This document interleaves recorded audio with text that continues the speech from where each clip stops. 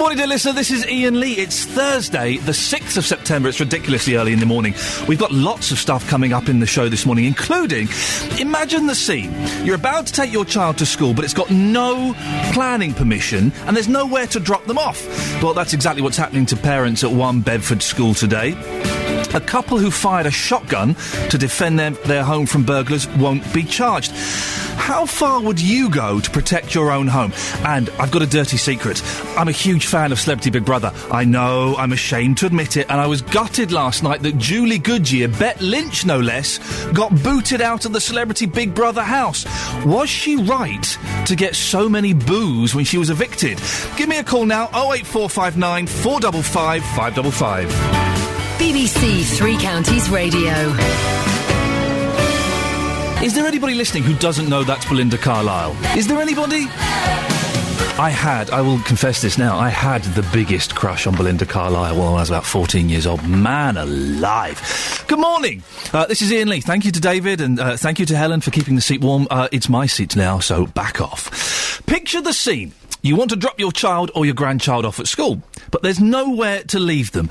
There are no playing fields, and there isn't even a playground, or not much of one. And the school itself doesn't have planning permission and could close later this month. Incredible, isn't it? It's happening today. Exactly what's happening at Bedford Free School this morning. The Liberal Democrat-run council has twice rejected planning permission for it, but the school is still opening. Councillor Anita Gerard is chair of Bedford Borough's Council Planning Committee, and she voted against the school. The location is on a very busy road. There are young children involved, and there's a lot of traffic. There would inevitably be more traffic, which would cause disruption to many users of the road, and all pedestrians, as I say, particularly young children, would potentially be at more risk of accidents. That was very much at the forefront of our thoughts. Well, Gareth Dunk is a parent whose son is due to attend this morning. He explained why he wanted to send his son to this school. He spoke to our reporter Paul Scoynes recently after a meeting in which the council rejected the plans for the school. But he was due at another school division here in September, and we saw this free school because he's moved over with us recently from Milton Keynes, and we saw this opportunity was a lot better than, I'm not slagging any schools down, but it was a lot better than some of the other schools, and it was a great opportunity. 200 kids in upper school is brilliant, as opposed to maybe 400, that sort of thing, so it's a brilliant opportunity, and you get a lot more personal attention. So, the transport-wise between the two was not much different really. He was going to have to either ride, walk, get the bus, whatever, and we spoke to Mark. We saw the adverts with the school originally. Mark has been overjoyed. He's been very, very personal attention to everybody. Brilliant, Can't fault him for a minute, He's the head teacher. Basically. He's the head teacher, yeah. So then tonight's decision, which is, an official rejection. Yeah. You were very upset about it in the meeting, weren't you? Because you stood up and said something to the council. Well, I stood up because I'm shocked because nowadays, I've actually qualified as a site manager. Week by week, you have to deal with management plans and you have to deal with the traffic and you have to work it round. So they're just taking it on the basis of it's no good. It can't work, this, that and everything else, but it can. And it can be done. Someone stood up themselves and said, well, we can, maybe in a month's time, we can look at it again. But it seems like the council's objections to it, they're not interested. They just want to cut the whole thing and say it's no good. No one's interested, and that's that, which is a real shame because from what I've seen, a lot of passion has gone into this school, and there's 200 kids going to go here. So, and the school are saying we're going to open. Yeah. So they're going to defy this ruling that's tonight. Right, yeah. The school are well up for opening. Going back 6 months ago minimum, they said we've got backup plan after backup plan after backup plan, and we're going to open, and that's it. And literally even today, I've come out of that meeting and I was a bit, frustrated with the whole thing, and they've literally agreed that they will still be opening. We're going to be here next week. It's next Thursday. It's not like 6 months away, it's next Thursday. Obviously we've got a backup plan, but we don't want the backup plan. We want to be here. The sign's up. Yeah. The sign is up above the school. What more do you want to do from that? The sign is up, the builders are in. So where do we go from there? We're going to be here. We're going to bring him here. I'm bringing him in next Thursday. that's it. I'll bring him in myself. Doesn't matter. It does sound incredible, doesn't it? That was Gareth Dunk, who is a parent of a boy who's going to start the school today, speaking to our reporter Paul Scoins. It seems incredible that a school is opening that's got no planning permission. It's got no playing fields. And I was reading, it's got a tiny playground, and at capacity, each child would have, I think, half a square metre in the playground. If you live nearby, do you agree with the council's decision not to give it planning permission? Their big argument was road safety, that it would congest the roads and it could be particularly dangerous. Do you agree with that? 08459 455 555 is the phone number. You can text as well, 81333, starting your text 3CR, or email 3cr@bbc.co.uk. I'd prefer you call, to be honest. One of the things when I'm doing this show is I really want to talk to you and get your opinions and your stories. So 08459 455 555. And also, our reporter, Justin Dealey, is going to be outside Bedford Free School all morning from about 6:45 this morning. So if you're dropping off your kids, if you live nearby, if you've got an opinion on this, go and grab Justin and have a word with him from about 6:45. Now, a couple who fired... This story has been all over the papers. You'll have seen this. This is incredible. A couple who fired a shotgun to defend their home from burglars won't be charged. The husband and wife were arrested on suspicion of causing grievous bodily harm after a legally owned shotgun was fired during a break-in at their isolated rural home on Sunday. Government Minister Alan Duncan said he was delighted that the Crown Prosecution Service had seen sense by deciding not to take criminal action against Andy and Tracy Ferry from Leicestershire. Now, don't want to talk about the burglary because that's an ongoing case and that's fine. Don't necessarily want to talk about the actions of these two people, but I do want to ask, how far would you go to defend your home? We've all considered it, haven't we? I've always kind of thought I would lock myself in the bathroom, or I would lie in my bed and pretend to be asleep while they ransacked my house. That was until I had kids. Suddenly you have kids, and then the whole Neanderthal man kind of kicks in. And you think, well, actually, if someone did break into my house, I've got literally no idea what I would do. What would you do to defend your home and your property? 08459 455 555. Some of you have contacted me on Twitter already this morning. Thank you for that. At BBC3CR. Dean says, I'd do enough to get a prison sentence. Dean, give me a call. What does that mean? Chris says, I'm not sure Chris is taking this completely seriously. I'd defend my home like a tower defence game. Funnel the enemy into narrow spaces. And Ross says, my family comes first, so if they're in danger, I'd use violence to defend them and my home. 08459 455 555 is the telephone number. The time is 6:15 on Thursday, the 6th of September. These are your BBC Three Counties headlines. The French authorities say a 4-year-old girl has been found alive under the bodies of 3 people thought to be British tourists shot dead in a car in southeastern France. A couple who were arrested after they fired a shotgun at suspected intruders at their home in Leicestershire have been told they won't face charges. And in sport, Andy Murray has reached the semi-finals of the US Tennis Open after beating Croatia's Marin Cilic. We will be asking as well a little bit later on, how far would you go to defend your home? You can give us a call about that or any of the other things we're talking about this morning on 08459 455 555. BBC Three Counties Radio. It's an interesting one, isn't it? Because would you... There was the case with Tony Martin a few years ago where he got sentenced for murder and it was reduced to manslaughter. Now, the interesting thing about Tony Martin was he shot a 16-year-old lad in the back. That's what made it such a tricky case, is the young lad was running away. And that's kind of when the law changes slightly. If someone is fleeing your property, you have to give them the opportunity to flee. Now, some of you might say, yeah, but they might be going off to get a load of people to come back and kick me in or do whatever. That's the law, and that's why Tony Martin struggled with his defence case. What would you do? 08459 455 555. How far would you go to defend your own home? I'm kind of the mind, if someone comes into my home, do you know what? You can take what you want, just don't hurt my family. That's the thing. If it started looking like my family was in danger, I think then I might start getting a little bit aggressive. I say aggressive, I'm the most passive person in the world. I'm hoping that the fact I'm tall, I'm about 6'3", and quite broad of shoulder. I'm hoping that would be enough to scare them away. I haven't got any weapons at home, certainly don't have a shotgun. Don't think I've got any bats or any sticks or anything like that I could use. Ben has texted in, 81333, starting his text 3CR. I would get anything I could lay my hands on to defend myself and family. If somebody chooses to break the law, they must accept what comes to them. And I think that's the thing. Defend my family, 100%. I would die for my boys. You know, if I had to, I would do that without a moment's hesitation. For me TV, me Xbox, it's covered on the house insurance. I'd be annoyed, I'd be humiliated, I'd be upset, but is it worth getting into a fight, potentially going to prison because someone's taking your PlayStation? Really? 08459 455 555. I know that some of you listening will have very strong opinions on this. Maybe it's happened to you.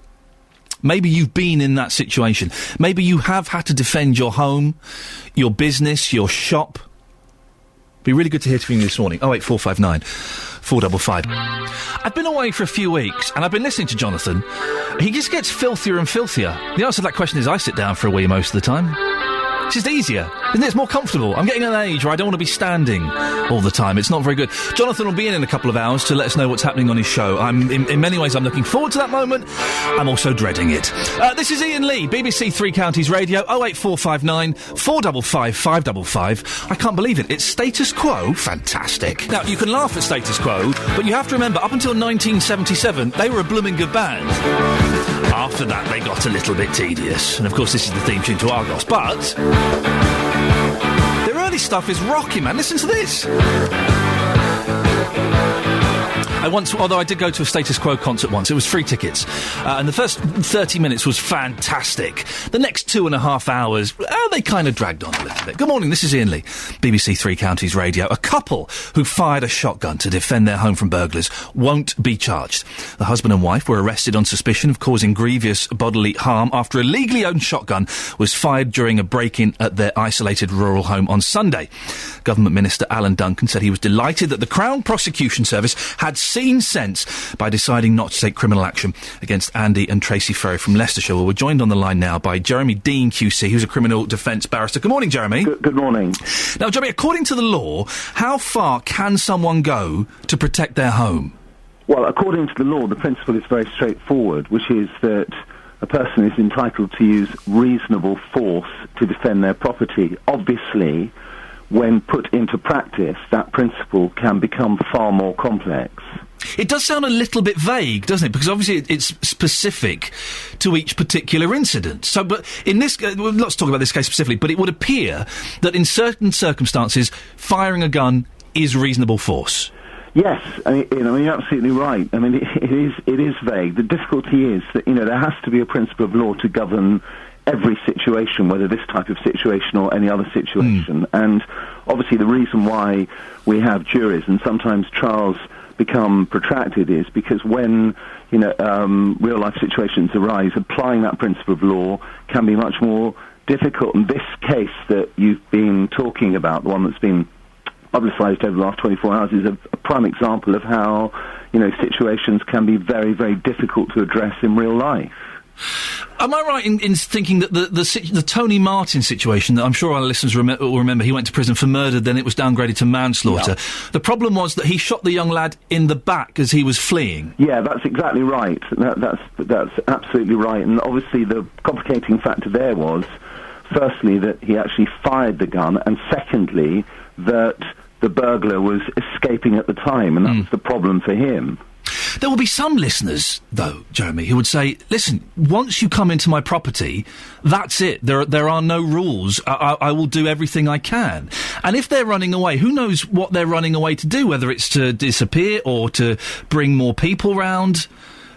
Yeah, I think, I can quite understand. I think we can all understand that there are going to be members of the public who feel that once you cross that threshold, that all holes are barred. But the problem is that in the kind of society we live in, I think we all, in the cold light of day, we all have to respect the fact that there is a line which cannot be crossed. And to use lethal violence in a situation which doesn't threaten lethal violence is, arguably a draconian reaction and an excessive reaction. And that's the policy of the law at the moment.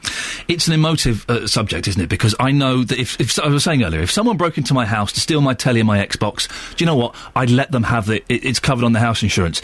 If they took one step towards my sons or my wife, though, then it is open season, isn't it? Yeah, well, Iain, I think, again, you've raised an interesting point, because the basic scenario that we're talking about is defence of property, but once threat to the individual, physical threat to the individual, enters the equation, then the principle of self-defence still applies in the same terms, i.e. you can use reasonable force, but the courts would certainly take a far more generous approach in terms of interpreting that principle when the threat transforms from one of mere threat to property to actual threat to the individual. Jeremy, final question very quickly. Should our listeners have weapons by their bed? Is that recommended?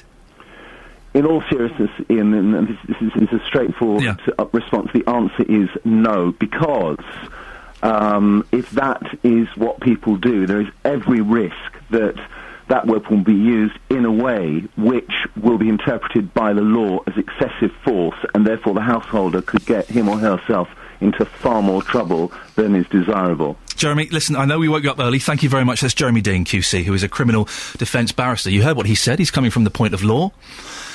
How far would you go to defend your home and your family, or your shop, or your business, or your company, or your car?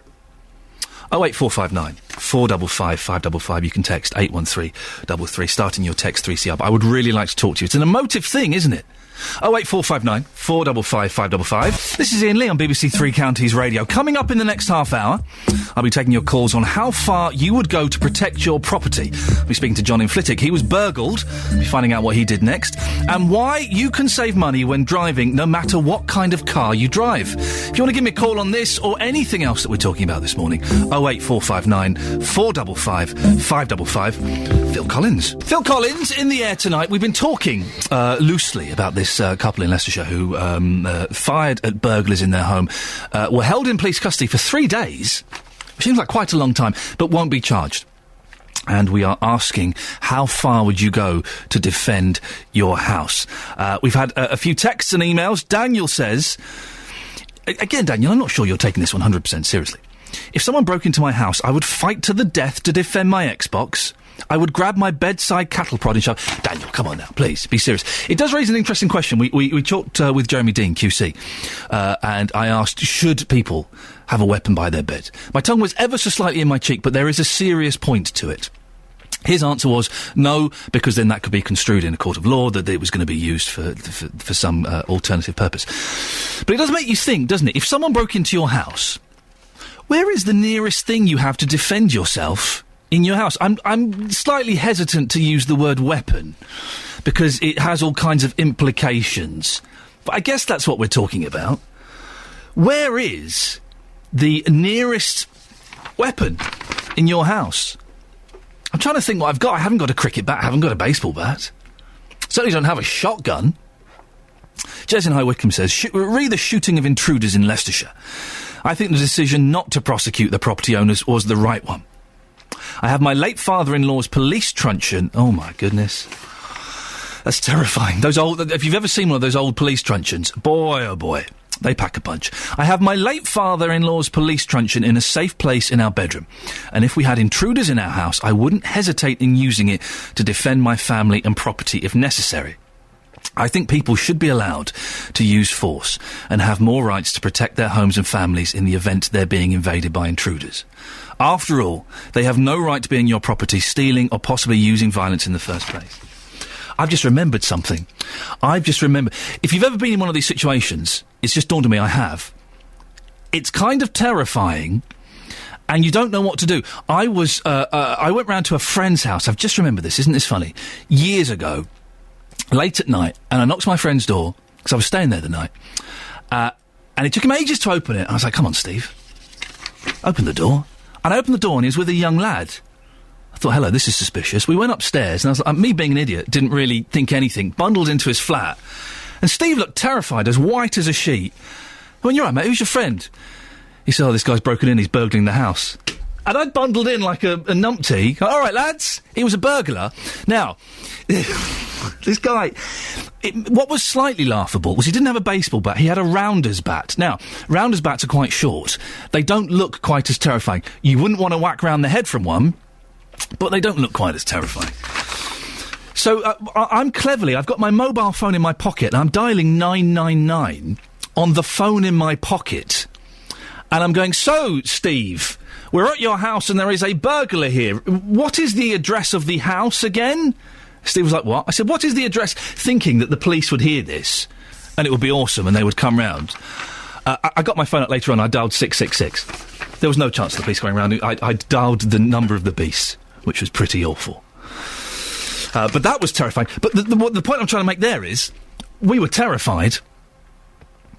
And we just kind of stood there passively going, yes, sir, whatever you want, sir, take what you want. And we made no attempt to rush him. The two of us could have taken him. We made no attempt to rush him at all because we were so scared. Anyway, I'm going off on a slight tangent, but how far would you go to defend your house? And where is the nearest weapon in your home? 08459 455 555. Moving on. It doesn't matter what sort of car you own, apparently, because you can save money by improving your driving habits. Test drivers at Millbrook Proving Ground in Bedfordshire have been demonstrating how to do it with 3 motors. A big fast petrol guzzler, a BMW 5 Series, a Vauxhall diesel van and also a hybrid motor. Our reporter Serena Farrow has been to meet instructor Justin Middleton to see if she's got what it takes to drive economically. Yeah, there we go. Do you want the aircon on? Well, it's economy driving, you see. We shouldn't, should we? Yeah. For economy driving, what you've got to do is anticipate what's in front, come off the throttle as soon as you can, and sort of coast for as long as you can. Yeah. But when you accelerate, I always say you want to have brisk acceleration. You don't want to dawdle, but you don't want to go flat out. If the car's got a big enough engine, you don't need to use too many revs. Okay? Okay, should we go? Yeah. Get cracking. Let's go. Push the key in. There we go. Okay? Should we crack on? Yep. That way, just mind this bloke. About to walk in front of us. So what we're going to do is we're going to drive around the city route and then go around the hill route and then go around the bowl. So the city is like in stop-start traffic. The hill route is just alpine type driving, and then the bowl is to simulate sort of motorway. So head round to the left. This hairpin here that we're going around, I don't know what that simulates. Wrong turn, perhaps? Turning round? I think that sounds like me, actually. Is it? Yeah. So we're now into the hill phase. Is this what we're doing now? The hills are steep and the bends are sharp. And it's a very steep hill, so you might need to change down here. As we go around to the right here, a little bit of trivia. This is where they rolled the Aston Martin for Casino Royale, just over this hill. We're now going back to the bowl to simulate motorway driving. I won't say what speed, but whatever motorway speed that you loosely drive at in this country. Depends if I'm in a rush that day or not. All right. Yeah. Are you always in a rush? I'm Anthony Saylor, Senior Engineer within the Powertrain Department. It's all about showing people how to drive efficiently. So showing the knowledge and the experience that we've got here at Millbrook on how to understand how vehicles work and how they operate, and be able to relate that to how to get the most out of all the vehicles, and how the 3 vehicles that we've got here can all be driven really efficiently. And one, of course, is the 5 Series, the BMW which I drove. What are the other 2 then? We've also got a Vauxhall Vivaro diesel van and the new Vauxhall Ampera as well, which is a hybrid vehicle. There was a target set of 41.92. And I got 37. You got 37.82. Not far off. So, if we had to say there's a lesson to be learned, where do you think I could have improved slightly? I mean, clearly I'm brilliant anyway, but where do you think I could have improved? You probably pumped the throttle a bit at times, especially like when you entered the motorway part. So you revved the engine needlessly for the speed that you were going. So I should have just selected gear a bit quicker. Yeah, you could have changed up a bit sooner. That would have probably saved a reasonable amount, to be fair, just by even doing that. You did all right, to be fair. You did very well. I'm Neil Fulton. I'm Group Head of Powertrain Engineering at Millbrook. All of the exhibitors here are demonstrating the different technologies that they've come along to show off to their customers and to the industry at large. What we've focused on the Millbrook stand is our expertise in measuring fuel consumption and energy consumption. So we've got a different range of technologies, gasoline and diesel, vehicle, but also electric technology that we have fitted equipment, data logging equipment, to measure the fuel consumption or the energy consumption of these vehicles. And we've kind of set up a competition, a bit of a leaderboard type competition to see who's going to win the Millbrook trophies. I suppose now more than ever it's important with the recession to get the best fuel consumption as well. Perfect timing, really. Yeah, it is perfect timing. We've spent a lot of time with a lot of different customers working with them on how to best improve their fuel consumption. One of the things that we see is some of the training that we provide allows people to get improvements of anywhere up to sort of 25-35%, which when you're looking at the cost of fuel, that really turns out to be quite a significant amount of fuel for a lot of people. And if you're just wondering, after Serena's race around Millbrook Proving Ground in that competition, which tests for efficient driving skills in the BMW 5 Series, she's top of the leaderboard. Oh, very nice. Very nice indeed. 08459 455 555 is the telephone number if you want to give us a call at any point. One of the things, there are so many tricks, aren't there, to saving petrol. You don't have loads of stuff in the car, you don't drive, you don't keep braking. I mean, obviously you brake when a brake would be appropriate, but otherwise you don't. This is BBC Three Counties Radio. It's Thursday, the 6th of September, 6:46. These are your headlines this morning. The French authorities say a 4-year-old girl has been found alive under the bodies of 3 people, thought to be British tourists, shot dead in a car in southeastern France. A couple who were arrested after they fired a shotgun at suspected intruders at their home in Leicestershire have been told they won't face charges. In sport, Andy Murray has reached the semi-finals of the US Tennis Open after beating Croatia's Marin Cilic. And your weather, it's going to start with mist and fog, which will clear, leaving long spells of hazy sunshine and some occasional patchy cloud. There'll be a light southwesterly breeze, maximum temperature 20 degrees Celsius. Is it Celsius or centigrade? I never know these days. It's a C. Coming up on the show, no playground, no planning permission, nowhere to drop the kids, and no clear answer whether it will stay open. Does that sound like somewhere you'd send your kids? Well, that's exactly what's happening this morning at Bedford Free School. It opens today and they're not sure what their future is. You'll hear later on from the counsellor in charge of education. BBC Three Counties Radio. Well, we're talking about the Paralympics in a bit. I went. Did you go? Oh, I had a fantastic day. Here's Christina Train. That's nice, isn't it? Christina Train, Dream of Me. Very nice. Have you been enjoying the Paralympics? It's been a huge success. I went when I was here a month ago, 6 weeks ago, gosh, who knows. We all kind of got Olympic fever, and we all bought a load of tickets, and I bought tickets to go to the XL Centre. I went on Saturday. I saw 2 world records being broken. Ladies weightlifting. Oh, I know. It's a niche sport. But that's one of the good things about the Olympics and the Paralympics, is it's kind of brought slightly odder events into the fore. I was laughed at for going to the women's powerlifting. It was good. It was amazing. And the Nigerian competitor broke 2 world records. It was incredible. Have you ever seen a world record being broken? I don't just mean, you know, someone eating 3 crackers in 30 seconds. A proper world record. I did. It was incredible. Everyone stood up and applauded and cheered and whistled. It was an amazing experience. Absolutely amazing. Also got to see, I'm not sure what it was called. It was sitting down volleyball was what it was. So volleyball, but hey, guess what? You sit down and play it. That was fun. Germany versus Russia. I saw a bit of table tennis. The table tennis I found confusing because there were maybe 16 table tennis tables all at the same time, and we were sat quite near the back. And suddenly the audience would cheer, and I'd go, "Oh, what are they cheering?" And I would just completely miss what was going on. But it was thoroughly enjoyable. Well, the Paralympics are going on, and they are proving a huge success. And Day 7 was another prosperous one for the GB team, with 2 golds, 6 silver and 5 bronze added to the tally, which now stands at 92 overall. Today should have plenty to offer as well, with some mouth-watering races in the Olympic Stadium. We can talk to our reporter, Matt Leach. Good morning, Matt. Morning, Ian. Matt, let's start with yesterday, and it was another good night in the pool, apparently. Oh, it was. The success really is continuing for the swimming team at the Aquatic Centre, with 6 more medals added to the tally just there in the pool last night. And they included a gold for Ollie Hind in the 200 metres individual medley. Ollie Ali Hines shows no sign of stopping. His arms are reaching out for the wall. 5 metres to go. Stronger and stronger he looks. That's gold for Hines. His first Paralympic gold. And he's achieved that first gold at only 17, and it's his third medal at these games, and he just looks a great prospect for the future.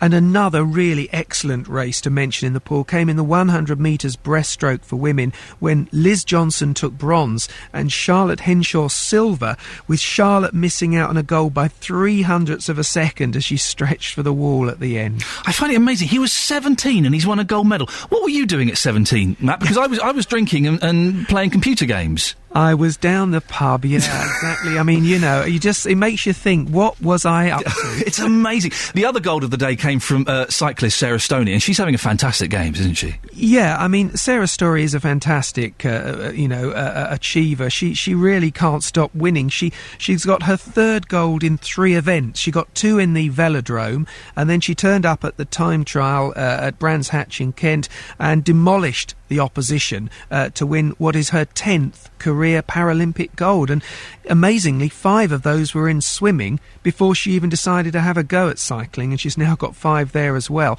Her 4th event is today, the road race. If she wins that, then she gets a share of the record of 11 golds for a GB Paralympic athlete.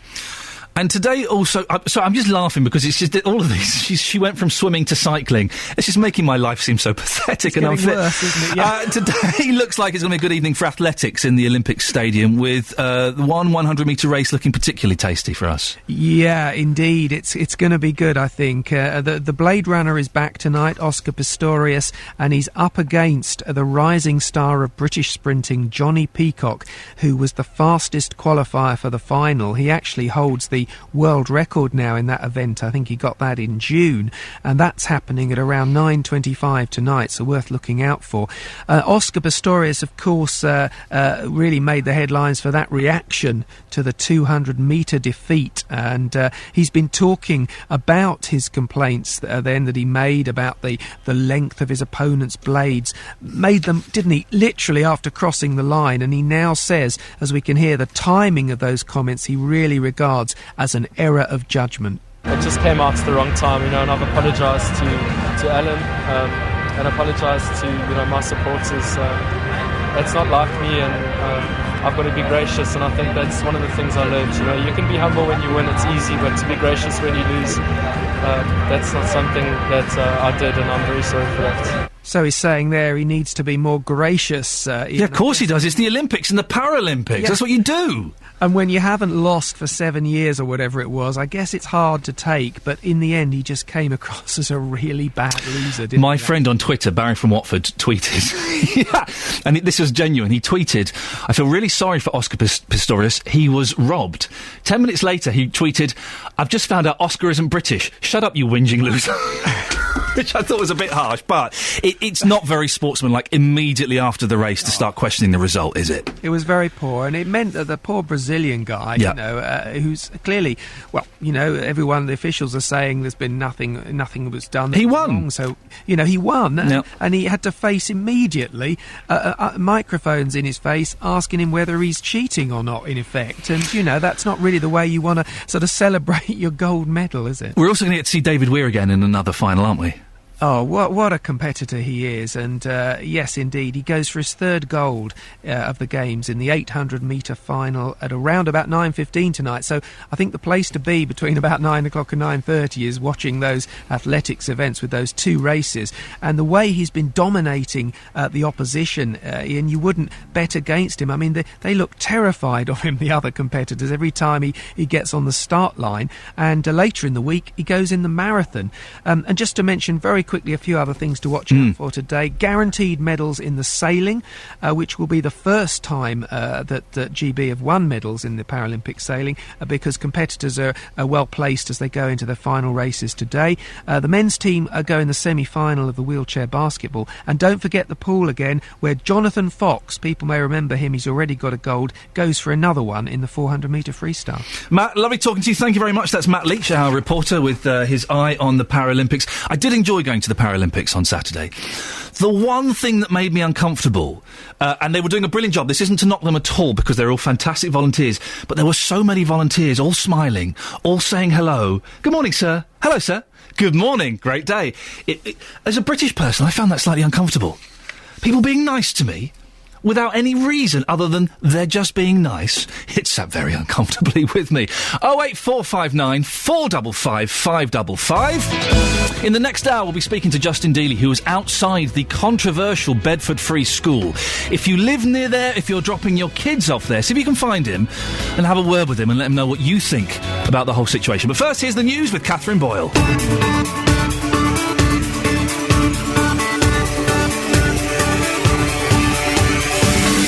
Thank you, Catherine. Good morning. This is Iain Lee on BBC Three Counties Radio. I hope you're enjoying the show so far. We're here until 9 o'clock when Jonathan Vernon-Smith comes in and takes over. We've got 2 hours and we've got lots of stuff and we really want your input on this. So keep listening. I'm going to give you a phone number in a few seconds. Write it down and use it. Imagine the situation. You're at home, you're in bed, you hear a noise, you creep downstairs and there's a burglar rifling through your knickknacks. What do you do? I've been asking this morning how far you would go to protect your home. Give me a call, 08459 455 555. Why 200 children are going to a Bedford school today which doesn't even have planning permission. And I do like Celebrity Big Brother. I know, it's not fashionable to admit it. But be honest, you do as well, don't you? Of course you do. Well, Julie Goodyear, Bet Lynch, to you and me, left the Big Brother house to lots of booze last night. Did she deserve it? She's a 70-year-old woman. Do we really boo 70-year-old women these days? You can email 3cr@bbc.co.uk. You can text 81333, start your text 3CR, but I prefer it if you gave us a call. We'll be nice to you. Ish. 08459 455 555. BBC Three Counties Radio. Well, this morning I've been asking how far would you go to protect your home? A judge in Teesside released a prolific... Oh, this is interesting. We'll do that in a second. Yes, I've been asking how far would you go to defend your home? The reason we're talking about this story is because of Andy and Tracy Ferry from Leicestershire. They're not going to be prosecuted after firing a shotgun at 2 intruders in their house. So how far would you go to defend yourself against burglars? We can talk now to David in Milton Keynes. David, you were burgled about 12 years ago. That's correct, yeah. What happened? Tell us, set the scene for us. It was, me and my wife were, well, my wife now, but not my wife then. We was arranging our wedding. Your lover at the time? Yeah, we was arranging our wedding, and we'd gone over to the hall where we was going to have our reception. Yeah. And they'd asked us for something, and I hadn't got it with me, so I said, I better pop back and get it. Well, I came back to the house, and we'd only been gone sort of 20 minutes. And we came back to the house, but I only came in through the front door, picked up what I wanted off the side and went straight back out again, so I hadn't gone into the kitchen. If I'd gone into the kitchen, I'd have noticed the window had been ripped open, but I didn't go into the kitchen, and because of the windows on the side of the house in the back garden, I didn't see it from coming to the front of the house. So I reckon the burglar was in the house at that time. Wow. Obviously, it had been quiet, kept quiet, so I just came in, picked up what I wanted and then left again. And we was gone a total of about 55 minutes, if that.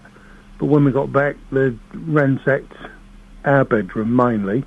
They obviously was looking for something small they could just put in their pockets, because all they stole was my wife's jewellery, all jewellery stuff. They didn't take, there was PlayStation games and stuff like that. David, how did it make you and your wife feel, knowing that people have been in your house and have been through your things? Myself personally, I think men view it differently. I think. I mean, I was annoyed, mad, obviously, because I'd caught them in here. I'd have asked them to pick a window because I thought they'd have gone out a window. But obviously, I didn't. But for women, obviously, they've been through all the small drawers and throwing everything all over the place, which I think to them is more like being raped. I think for a woman, I don't know. They just seemed to view that she was so stressed and thinking about it. She wanted to move like that night. We mentioned in the couple that that fired a shotgun. If you'd have been there, David, what would you have done? If I'd have caught the person in the house, I would have probably, knowing me back then, because I was a bit younger now, I'd probably beat the crap out of them. Watch your language, sir. Apologies to anyone offended by the Category C. No, it's all right, don't worry. I know it's a motive subject. We just have to be careful. We've got young ears listening this morning. I would have probably battered them, to be honest, and then asked them which window they wanted to go out, because they'd have gone through it. And do you feel that, as a homeowner, you should be able to do whatever you want? Well, the Englishman's home's his castle, isn't it? And if someone uninvited's in there ransacking it and stealing your stuff, I think you should be well entitled to do whatever you feel you need to do to protect yourself. David, thank you very much. David in Milton Keynes. But apologies for anyone who's offended. You won't be offended by that. It's a Category C. But I have to say that we do have young ears listening. And David was just being very emotive because it's an emotive thing. Matt's in Luton. Good morning, Matt. Good morning. What's your story? Well, I don't realise what that QC guy is talking about. He's talking a lot of rubbish. Well, this is the fella who said that you can defend yourself within reason, but if people are fleeing, then you have to let them go. Well, it depends. If I could run as fast as them, I'd catch them. You do what, sorry? If I could run as fast as them, I would catch them. Why? Because they're broken into my house, and it's a disgrace. I have got a shillelagh in my bedroom. I'm looking at it now. A shillelagh? Yes. What's a shillelagh? It's a long stick. It's an Irish type of stick. And I would defend myself to the hilt. But you wouldn't run down the street with your shillelagh, would you? Too right I would. I will give you an instance. Last night, 2 nights ago, I come back from seeing my wife in the home, and it was dusk. It was about 8:30. And there was two across the road. She's moved out, and there was a skip where they'd cleaned all the rubbish out of the house. And there was two guys in the skip, and I thought, what's going on here? So I went to the skip. I said, what are you two guys doing here? Not in so nice a way. And he said, we're clearing all the bits. I said, do you know this lady that lived here? He said, yeah. I said, you don't. Now get out of that skip, or I'm coming across and calling the police. And I didn't have anything on me. No. And I didn't realise I should have taken my shillelagh. No, Matt, you shouldn't have taken your shillelagh. You'd have got in terrible trouble if you approached two men in a skip with a shillelagh. So what? But, Matt, it's not worth... listen, someone taking something from a skip, let them have it. It's not worth you getting beaten up or going to prison for, is it? Well, at that very moment, you must do what you think is right. But you know it's against the law. Let's go back to them breaking into your house. About the law. If they broke into my house, I would stick up for what I've got. You catch up with them in a corner, two lads. You got your shillelagh. Well, honestly, what would you do? What would you do, Matt? Whack 'em. Matt, listen, thank you very much for your honesty. I appreciate it. I have to say, we spoke to Jeremy Dean QC earlier on, and, you know, that would be illegal. He made it very clear that you shouldn't have weapons lying by your bed. And if someone is fleeing your house, you shouldn't chase after them. Let them go. Because what are you going to do? Matt, I appreciate your honesty. Maybe you think Matt is right. Listen, if there was someone nicking something from the skip opposite me, you can have it, because that skip is an eyesore. But maybe you think Matt is right. Would you chase after them? Really? How far would you go to defend your house? 08459 455 555. People are being very honest this morning, and I appreciate that, but we do just have to say, legally, you shouldn't do that. A couple of texts very quickly, then we'll move on to the free school. Helen in Milton Keynes says a judge in Teesside released a prolific burglar, this is in the papers this morning, yesterday on the grounds, it takes bravery to burgle someone's house and I wouldn't be able to do it. That's the quote from the judge. Does our justice system make any sense? Thank goodness the couple in Leicestershire aren't being charged. 08459 455 555. Now, picture the scene. And this story is completely different, but equally as amazing. You want to drop your child or your grandchild off at school, but there is nowhere to leave them. No playing fields, and there isn't much of a playground either. And the school itself doesn't even have planning permission and could close later this month.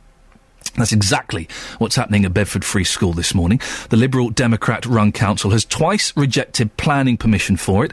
David Sawyer is the councillor in charge of education. He spoke to our reporter Justin Dealey a few moments ago. So I'm currently standing on Caldwell Street. You can probably hear the traffic behind me. I'm directly opposite the new school, the Bedford Free School, which opens at 8:20 this morning. David Sawyer, welcome to the programme. Bedford Borough Council have turned down planning permission for this twice. Very briefly, just remind us why you've done that. Well, it's been done for one very important reason, concerns about the safety of children. The planning committee said that there was there wasn't sufficient safeguards in place to ensure that every child entering and leaving the school would be safe in terms of the traffic. The Caldwell Street one-way system is one of the busiest parts of Bedford. Traffic here is going past the whole time, and we've got to be absolutely sure that no child is put at risk by having a school right in the middle of a busy one-way system. And just remind us how fast this road is? Well, the speed limit, of course, is 30 miles an hour, but the point is that it's the volume of traffic as much as anything, not so much the speed. What we don't want to see is children having to walk between cars that are moving and putting themselves seriously at risk. I've a real concern about this. So the school have ignored you, and they're opening this morning. Just how angry does that make you feel? Well, as I've said, I am very concerned about the safety of children. For me, that's absolutely paramount. I would see no action taken that will put any child at risk. But this school's gone above you. That must make you feel, well, very, very angry indeed, because you firmly believe that this school are putting children at risk. Well, they've appealed to the government inspector, and that individual will make up their own mind. I just hope that the government inspector takes very seriously my concerns, the concerns expressed by the council, doesn't simply overrule us, as is so often the case. Now, this decision will be made by the government and not yourselves. It's gone above you now, so that decision is due on the 25th of September. Do you think this school will be closed by the end of September? I really have no idea. It's almost impossible to predict how government inspectors are going to behave, but there's a process, they'll have a hearing. As I've said, I just hope they take as seriously as we do our concerns about the safety of the children. Looking around the school right now, the school is surrounded by double yellow lines. The parents are being told to park in a nearby pay and display. Do you think the parents will ignore that and park on double yellow lines? It's difficult to say, but outside, every school in Bedford has a problem with parents dropping off children. They're usually stopping on the yellow lines that we see zigzags outside schools. It's a problem for all schools. I think it'll be a problem for this school as well. If there are parents listening and they have every intention of parking on these lines, have you got your CCTV car out this morning? Well, it could well be, but my message is don't do it. It's illegal, it's dangerous, it puts the children at risk. And just lastly on this, you did say to the school beforehand, look, why don't you wait until the decision is made? We have got places for you elsewhere, but again, they've ignored you and just gone ahead. Well, it's for the children. It's their first day at a new school. It's a really exciting time. I'd like to actually wish the children every success. It's not their fault that the school's chosen to open in this place in Bedford. I want every child to have a successful career at school. I hope the parents who've chosen this school feel that the school does well by the children. But I am concerned, as I'm sure parents are themselves, about the safety of children. I hope they don't park on double yellow lines. And Justin Dealey is outside the Bedford Free School now. So if you live nearby and you've got an opinion on it, or if you're a parent or a grandparent or a carer dropping off a child, find Justin and have a word with him, and you could be on the air with us. It's 7:15, it's Thursday the 6th of September. These are your headlines this morning on BBC Three Counties Radio. The French authorities say a 4-year-old girl has been found alive under the bodies of 3 people thought to be British tourists, shot dead in a car in southeastern France. A couple who were arrested after they fired a shotgun at suspected intruders at their home in Leicestershire have been told they won't face charges. In sport, Andy Murray has reached the semi-finals of the US Tennis Open after beating Croatia's Marin Cilic. Have weather in a few minutes with Jim Bacon, and coming up, how far would you go to protect your home? We'll hear from one man who would shoot intruders if they entered his property, no questions asked. Looking for your stories on this as well. 08459 455 555. BBC Three Counties Radio. All this morning, we have been talking about how far you would go to defend your home from intruders. A couple have just found out they won't be charged after firing a gun at burglars. Earlier on, I spoke to criminal defence barrister Jeremy Dean QC, who says the law is hard to put into practice. Well, according to the law, the principle is very straightforward, which is that a person is entitled to use reasonable force to defend their property. Obviously, when put into practice, that principle can become far more complex. I mean, it is vague. The difficulty is that, there has to be a principle of law to govern every situation, whether this type of situation or any other situation. And obviously the reason why we have juries and sometimes trials become protracted is because when, real-life situations arise, applying that principle of law can be much more difficult. And this case that you've been talking about, the one that's been publicised over the last 24 hours, is a prime example of how, situations can be very, very difficult to address in real life. 08459 455 555. How far would you go to defend your home? Joe is in Letchworth. Good morning, Joe. Hello, how are you? I'm okay, Joe. What would you do? Well, as I would shoot them. It's plain and simple. Okay, let's stop a second. Do you own a gun?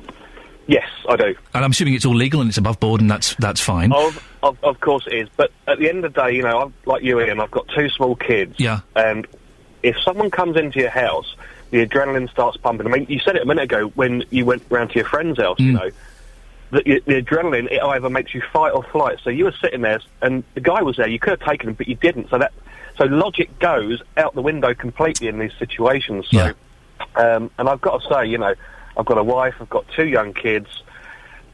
I'm going to use deadly force. It's as simple as that. And you're going to. That's going to be my next question. Would you shoot them in the knee, or where would you shoot them? I would always go for the injured, never for the kill, because I say, you know, with a shotgun there's no need to, because you can pretty much aim it in that direction. You can guarantee someone that shot is going to hit them. So, you know, I would only go for the kill if they were coming at me with a weapon. If they were unarmed but still coming at me, I'm just going to shoot them in the leg, just to stop them in their tracks, and then let the police deal with it.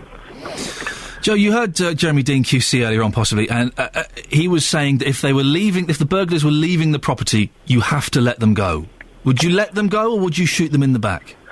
I'd be tempted, but I wouldn't shoot them in the back, because what you've got to consider, if you're going to shoot someone in the back, because obviously they're trying to get away, but again, it's like you said earlier on, Ian, you don't know what they're trying to get away from. You know, they could have already, you know, attacked someone in the house, in which case, yeah, you know, you're going to stop them. But if you're going to shoot someone, as they're sort of trying to get out the property, what you've got to take into consideration, right? A shotgun fires about 1,300 feet a second. That's the speed of the shot. If you miss, and that shot then goes out the window or out the door, you've then got to think about, well, what happens if that hits a member of the public? So, do you know what I mean? You've always got to have that in the back of your mind. But again, you're not thinking of that when someone's in your house, because logic goes out the window, because your primal instincts take over. But I'm appreciating your honesty. I'm shocked, because I'm still quite naive around guns, but I'm appreciating your honesty, Joe. So in conclusion, someone breaks into your house, they go for your kids, you would shoot them and kill them if you had to? Without question. You go for me, I'll injure you. That'll just be it. But you go for my kids, and it's the way I see it. You know, I would.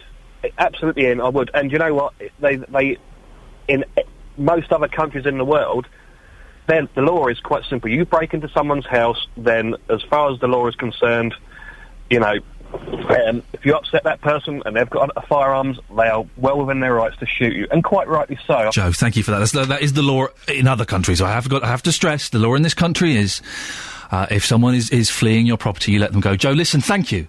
I appreciate your honesty. A lot of honesty on this, and I'm surprised. I am surprised, I think. What would you do? 08459 455 555. Are you kind of a bit surprised by these stories, or are you thinking, yeah, Joe's absolutely right, of course I'd shoot them. Of course I'd kill them if I had to.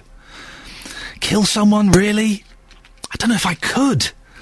08459 455 555. I'm still thinking about Joe from Letchworth. Did you hear that call? Joe's got a shotgun. I wanted to ask him why. I'm surprised. I'm so naive. I'm surprised that people have guns in this country. I don't know, maybe he's a farmer, maybe he does it as a sport. I don't know. But he said that he would shoot someone with his shotgun if they broke in, and if they were going for one of his boys, he would kill them. As a dad, you know, if someone was attacking my boy and it required deadly force, I suppose I would. Of course I would. Of course I would. You'd do anything for your kids. If you're a parent, you would do anything to protect your children. But, I don't know. What did you make of that call? 08459 455 555 is the telephone number. Moving on, if you use Bedford Hospital, then listen up. The hospital is struggling for its future, has been for a while, so you're probably aware of this. It's so far failed to achieve Foundation Trust status that it needs in order to survive. It's now seeking interest from other NHS organisations to go into partnership with to achieve Foundation Trust status by the end of March 2014. Dr. Barry Monk left the hospital this year, but was behind a campaign to save it back in 2006. Very quickly, Barry, if you can explain, for those who don't know, what does Foundation Trust status actually mean? Well, this is a system by which hospitals are supposed to become independent, not independent of the NHS, but be under their own autonomy. And for this, there are certain criteria. I'm not a manager. I'm not totally au fait with these, but these have got to be of a financial nature, but also showing that they're able to provide a proper, safe and appropriate service.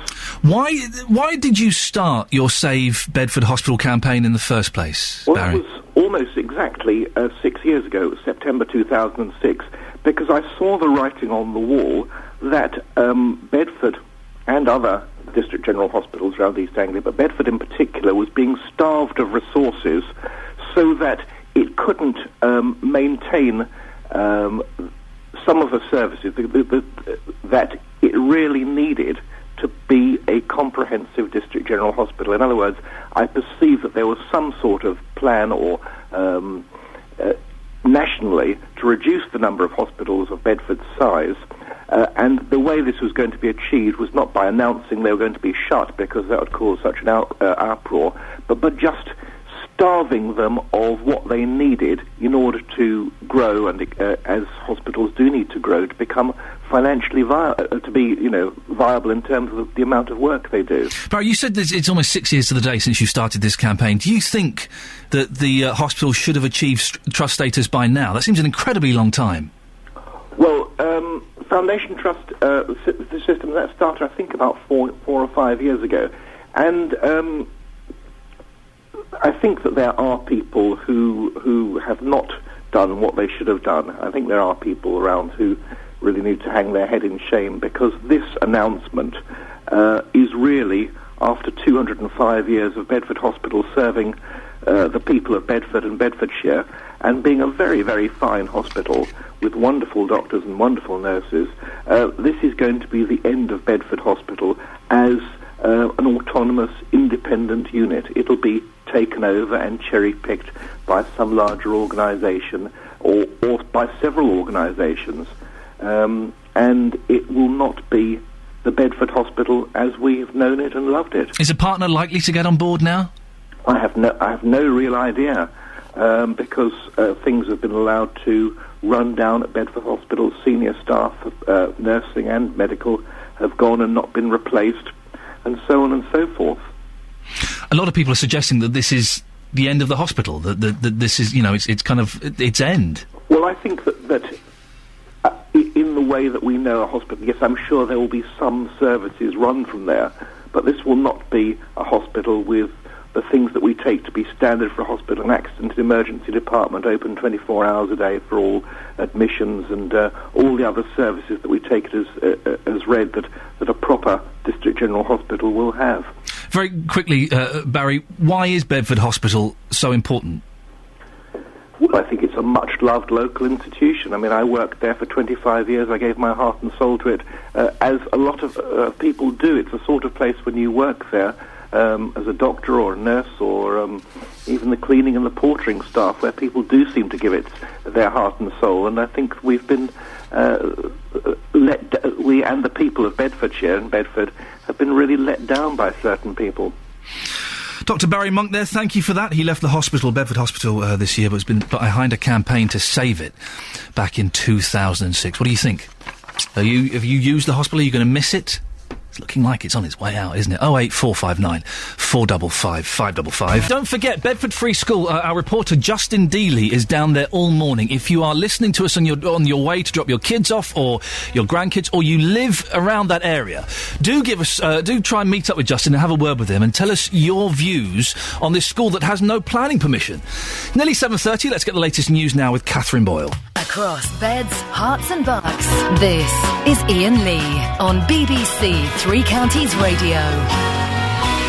Coming up, just how far would you go to protect your own home? I'll be taking your calls on what you would do if a burglar broke into your house. And if your son or daughter has been struggling to get on the housing ladder, particularly if they live in Bedfordshire or Aylesbury, I'll be telling you one of the reasons why they might be having problems. It's very interesting, so do stick around for that. But we are talking about this burglary situation. A couple in Leicestershire have not been charged with anything after firing a legally owned shotgun at burglars. And we're asking this morning, how far would you go to defend your home? 08459 455 555. Martin's in Hertfordshire. Good morning, Martin. Yes, good morning. Martin, what would you do, or what have you done? Well, if I could just tell what happened to me... Please do. Listening to other people phoning in, until it happens to them, you really don't know what you would do. But I'd broken my leg, and I'd been in the house for 2 or 3 weeks, not leaving the house at all. And I was with a new girlfriend at the time, and she went to work about 5 o'clock in the morning, and as normal, she would open the back door and let the dogs, the dogs would come and go, as because it was in the summertime. And it was 5 in the morning. I thought, well, I'll get up and make a cup of coffee. So I got up. I managed to get down the stairs on my bum because my leg was in plaster. What a beautiful image you've painted there, Martin. Thank you. And we had sort of like a long hallway, and I remember walking up the hallway as if, well, it was just a normal morning. Yeah. And I went into the kitchen. I flicked the button on the kettle, and this figure just sort of passed me. And went out the open back door. I just sort of went out, but it was, I'd obviously just woken up, and you just didn't. I just wasn't sure whether it really had happened. Yeah, your brain wasn't quite engaged. I couldn't move very fast either because of being on crutches, and it didn't really register. And then within a few seconds, although it seemed like forever, another guy walked past. Walked out of the house? Well, just walked towards the back door. Right. And at the time, it seems like it's unreal. And I just turned round, and there was this guy, and his back was to me, and he was walking out. And obviously, your reactions are, I said to him, well, what are you doing in here? What, who are you? And not in those words, obviously. Oh, well done for censoring yourself. It was appreciated, yeah. Yes. And this guy just turned round, and he stood there, and he looked at me, and he didn't move. He just stood at the back door, And there I am standing there, with my crutches. By then, I'd sort of leaned on a chair, and he never said a word. He just stood there. And of course, I'm now shouting, what on earth are you doing in here?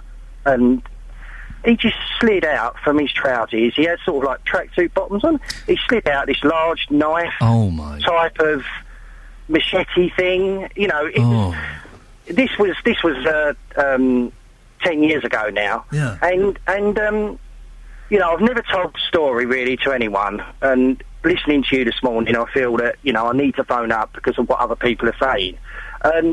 And he slid this knife out, and he never said a word. He just stood there, and he held it in his hand, low down, and he was just flicking it. Just turning it Martin, side. you see that? I'm uncomfortable even hearing that. How did you feel in your kitchen at 5 in the morning with a fella pulling a machete out of his trousers? This is the reason I'm phoning up, because people have said they would do this, they would do that, they would do the other. It doesn't happen. This is like so slow and unreal. You can't even think of what. Oh yeah, I'd shoot the guy. I would just wound him. No, you wouldn't. You wouldn't. My reaction. But this guy just stood there, and he wouldn't say a word. He just looked at me, and he obviously realised that I was no threat to him because I was on crutches. But I did. I picked the chair. I was leaning on a chair. I picked the chair up, threw it at the back door, and by then he had sort of obviously realised, and he had walked backwards, and then I just fell over because I had no crutches, no chair to lean on, and I remember falling over on the kitchen floor, and he just stood there, and he just turned his back and walked away. And walked out. He walked, wow. And I crawled up the hallway, managed to get onto the stairs. By then, I had my phone in my dressing gown pocket, and I phoned my girlfriend, and she was only 5 minutes up the road. Yeah. She'd only just left the house, so they must have been watching. And, Martin, listen, we've got to move on to get some more voices on, but thank you so much for that. What a story! I'm uncomfortable listening to that. 08459 455 555. Martin's never told that to anyone. He chose us to tell it. Thank you, Martin. I appreciate that a lot. Steve's in Dunstable. Steve, what's your take on this? Hello. Yeah, it's a bit of a hard one, Thomas, because some of these burglars are obviously druggies and all that. I don't know what the percentage is, but obviously, surely we've got to deal with that issue. If the percentage of burglaries is caused by drug addicts, surely we should certify them. And how would you sort that out? What, get them into rehabilitation? Help them get well? Yeah, well, make them. make them. I mean, this country's like, oh yeah, democratic. They have to do it if they want to. Well, I don't agree with it. You know what I mean? At the end of the day, if people are below you, below standards, you've got to make them up. But you know, Steve, well, maybe you don't, that addiction is a disease and people will only get well when they're ready to get well. You can't make them get better. Why? Why not? Because it doesn't work like that. It's a disease. So sometimes people have to be told. You can't let people just go la-di-da. Anyway, the other thing was what about the other issue that I was going to come across was arm every house.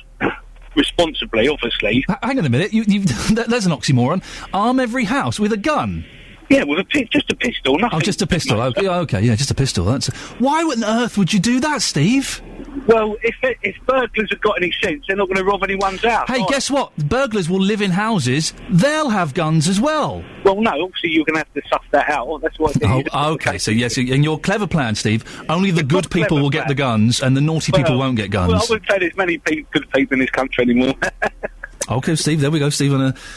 Every house should have a gun, except for the houses that burglars live in. I can see a flaw in that plan. 08459 455 555. Thank you, Steve, for putting your point of view across. Now, your son or daughter may be struggling to get on the housing ladder. It is difficult. And it may be because they can't find a house that they can afford to buy. Research out today reveals a building backlog of 400,000 new homes which have received planning permission but have not yet been completed. The local government association also says that in central Bedfordshire there are over 4,500 with building work yet to start on 1,600 approved plots. Aylesbury Vale has the next highest amount of 2,700. Tony Newman is from the local government association. Good morning, Tony. Hi there, good morning. Why are houses not being built? I think there's a number of reasons, but the main one at the moment is in terms of finance. Many people who perhaps would have got a mortgage, first-time buyers, couples a few years ago, are now finding it very difficult in terms of the banks and failure to lend and other organisations failure to lend. I think it's part of the wider economic backdrop as well. There's a sort of job insecurity, fear of potential unemployment out there holding some people back.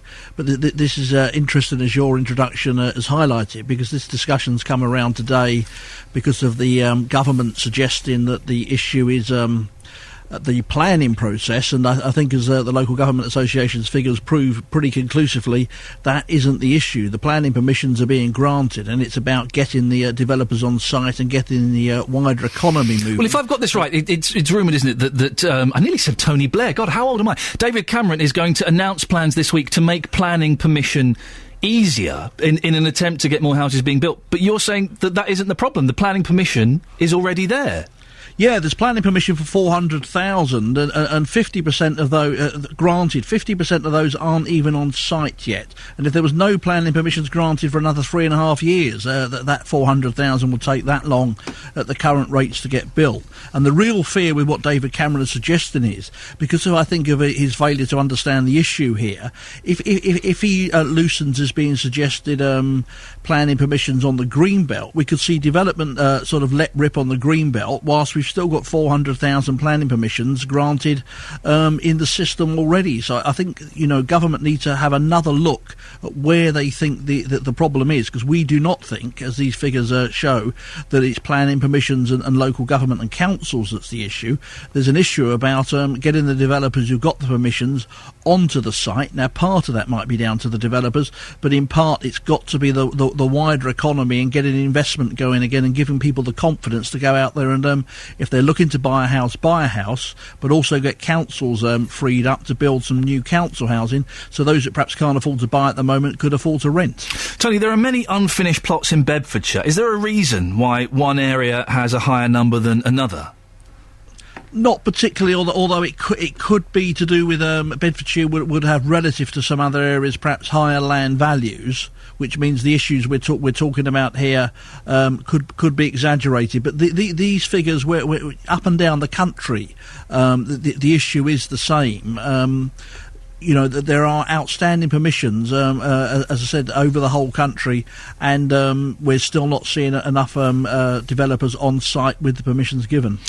So is this potential change in the law, I'm scratching to get my head around this, is it going to have any effect, or is it just going to mean that we're going to lose a load of Greenbelt land?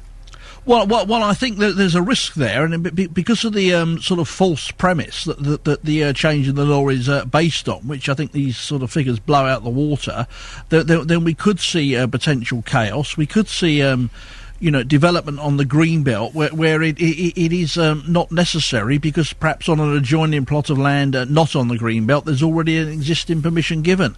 And I think there needs to be a far greater understanding of the situation from government before they let developers rip across the greenbelt. Thank you very much. That's Tony Newman from the Local Government Association. No doubt we'll be following that story as it develops. I'm keen to go back, if we can, to the story of how far you'd go to defend your house, because we've heard some amazing stories. And this is one of the great things of doing a show like this, is you get people like Martin, who's never told that story to anyone. Got a broken leg, comes down at 5 o'clock in the morning, there's 2 lads in his house, one of them pulls out a machete and just stares at him. Never told that story.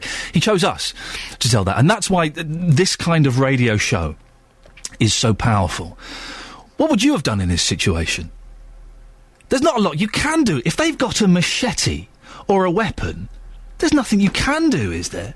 08459 455 555. Steve came up with the idea that every home should be armed. That's surely nonsense. Once you start bringing more guns into the equation, then everything gets a bit riskier. Everyone is potentially in danger, aren't they? What would you do? And if you've been through it, maybe you've got a shop or your house was burgled, or if you've been in that situation, what did you do? Did you freeze? Or did you go for it? How far would you go to defend your house? 08459 455 555. This is Iain on BBC Three Counties Radio. It's Thursday, the 6th of September, 7:45, and these are your headlines this morning. The French authorities say a 4-year-old girl has been found alive under the bodies of 3 people, thought to be British tourists, shot dead in a car in south-eastern France. A couple who were arrested after they fired a shotgun at suspected intruders at their home in Leicestershire have been told they won't face charges. In sport, Andy Murray has reached the semi-finals of the US Tennis Open after beating Croatia's Marin Cilic. And your weather. Mist and fog to start with, but that will clear, leaving long spells of hazy sunshine and some occasional patchy cloud. There'll be a light southwesterly breeze, maximum temperature is 20 degrees. And coming up, imagine this. You're dropping your child or your grandchild off at school, but there's nowhere to leave them. The school has no playing fields, and there isn't much of a playground to speak about. Well, that's exactly what's happening at Bedford Free School this morning. But it's all working fine in Hertfordshire. You can hear more on the show as you carry on listening. BBC Three Counties Radio. Jonathan Vernon Smith. Weekday mornings from 9 on BBC Three Counties Radio. I think Jonathan will make an excellent mum. No, hang on, that doesn't make sense. Jonathan Vernon Smith will be on at 9, and he's superb. I know we might have some new listeners today who've tuned in just to hear me, for whatever reason that may be. Stick around after 9, because Jonathan is excellent. He'll be in about half an hour or so to let us know what's going on his show.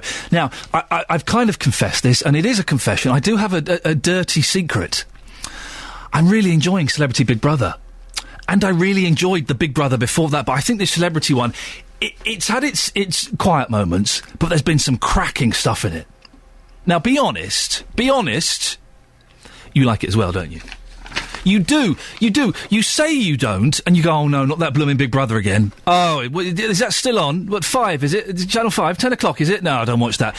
You do watch it, you do enjoy it, because there are some interesting people in there.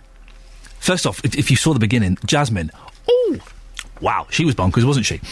But for me, the star this year has been Bet Lynch. I find it difficult calling her Julie Goodyear, because she's always been Bet Lynch to me. The British Marilyn Monroe, I like to think of her as. She got booted out of the Celebrity Big Brother house last night. And I'm ashamed to admit it, I didn't watch it last night, I was watching it at 3:45 this morning. Yeah, I taped it and was watching it. She got booed as well as she came out of the Big Brother house. Here's the moment it all kicked off.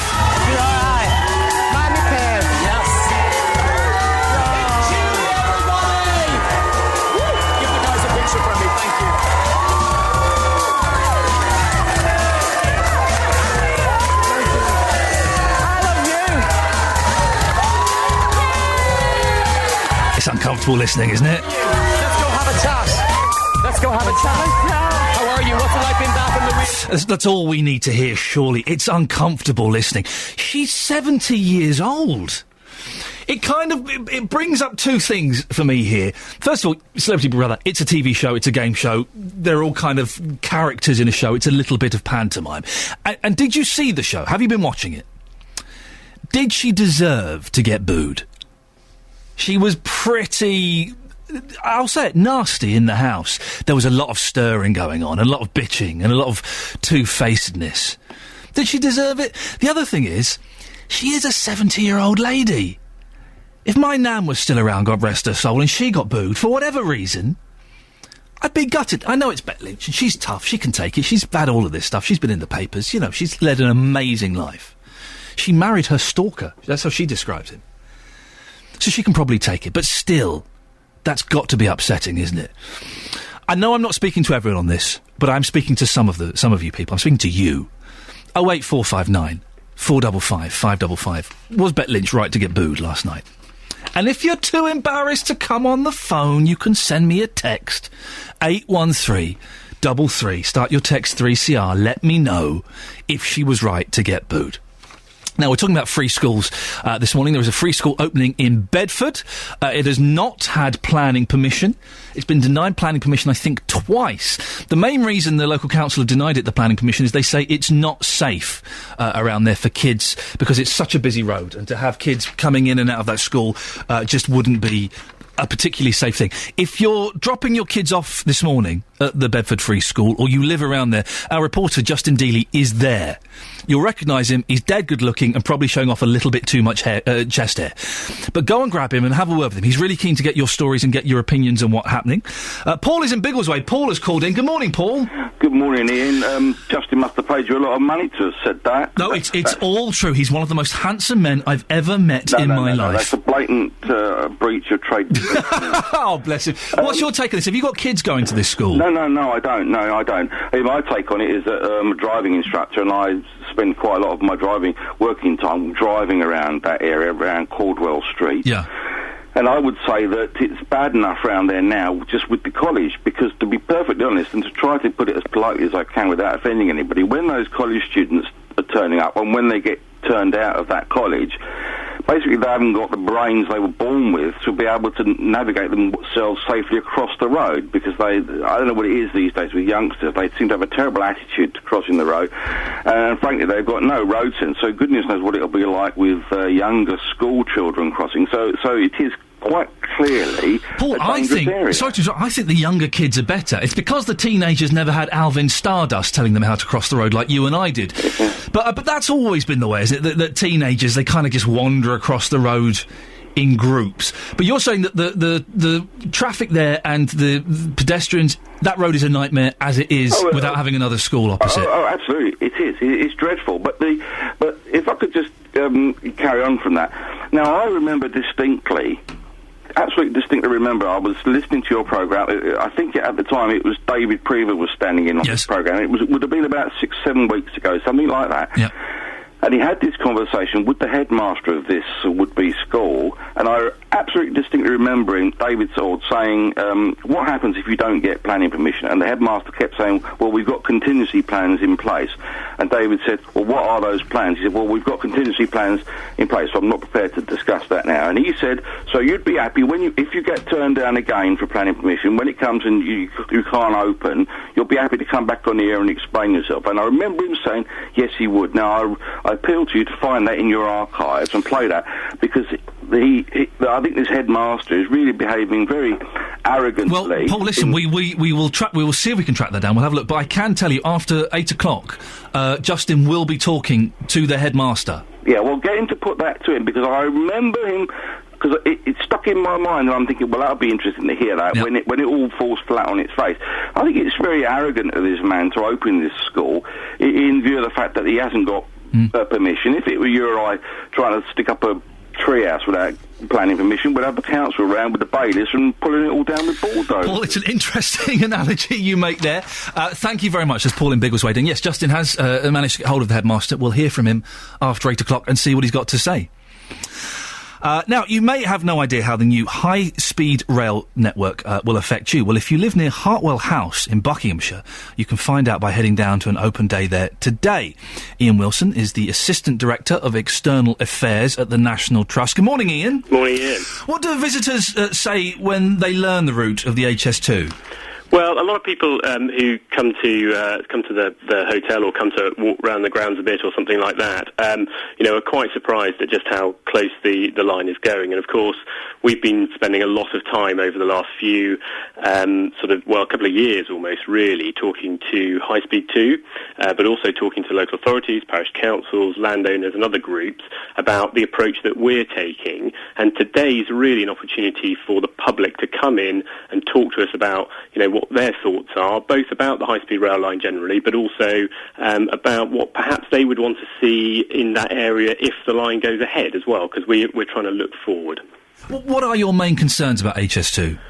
Well, we're not opposed to high-speed rail, we're not for or against it really, but what we've said is we don't like the route as it stands at the moment because of its impact at Hartwell, where our land will be taken, but also because there's impact from in the Chilterns A and B, and we've got property at Coombe Hill, for instance, and there's other sites as well where we think will be affected. So what we've said is that if you're going to go ahead with this, what we want to see is the best line possible, and we want to see the best mitigation possible. And that's where we're really focusing our effort, and that's what we want to hear about today from people. Well, it seems HS2 is going ahead. Can you do anything to change the route? My view, I think, is that, if the government are going to go ahead, the route will pretty much stay as it is. I'd be surprised if it changes very much. There may be one or two very small changes, sort of 25 metres here, 25 metres there, but I think pretty much it's the government is set on that. So that's why we want to focus our effort on making sure that the mitigation is absolutely world-class. And on a different matter, you succeeded in watering down planning changes as building has increased, but not in the uncontrolled fashion first feared. Do you agree that the Chancellor doesn't need to change planning rules again?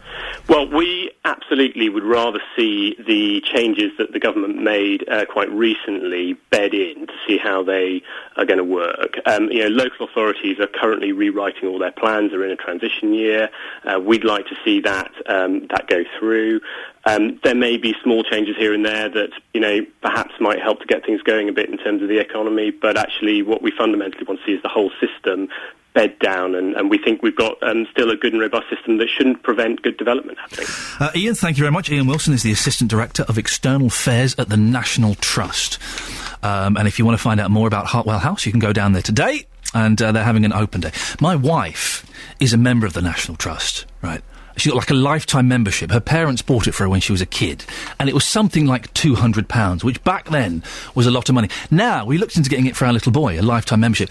It's like about £1,000 or something. It's a lot of money, but it's brilliant.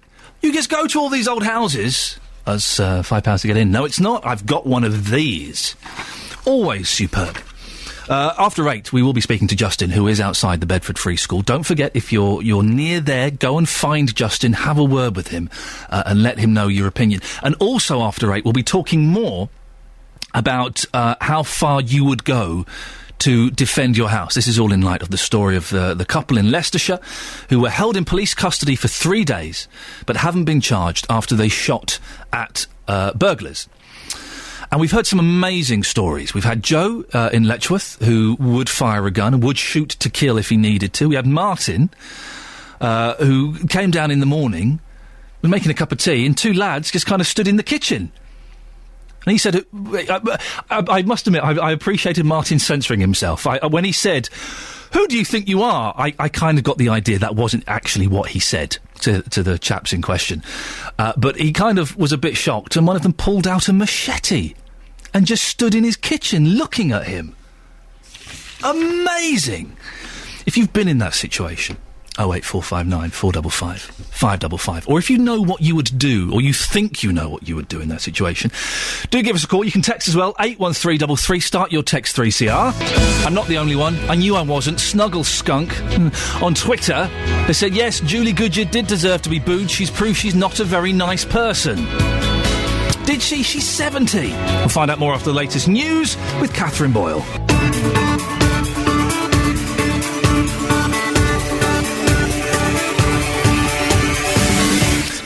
is Iain Lee on BBC Three Counties Radio. This is your breakfast show, and this is me doing it now. For a while, hopefully, unless something goes hideously wrong. It's always possible.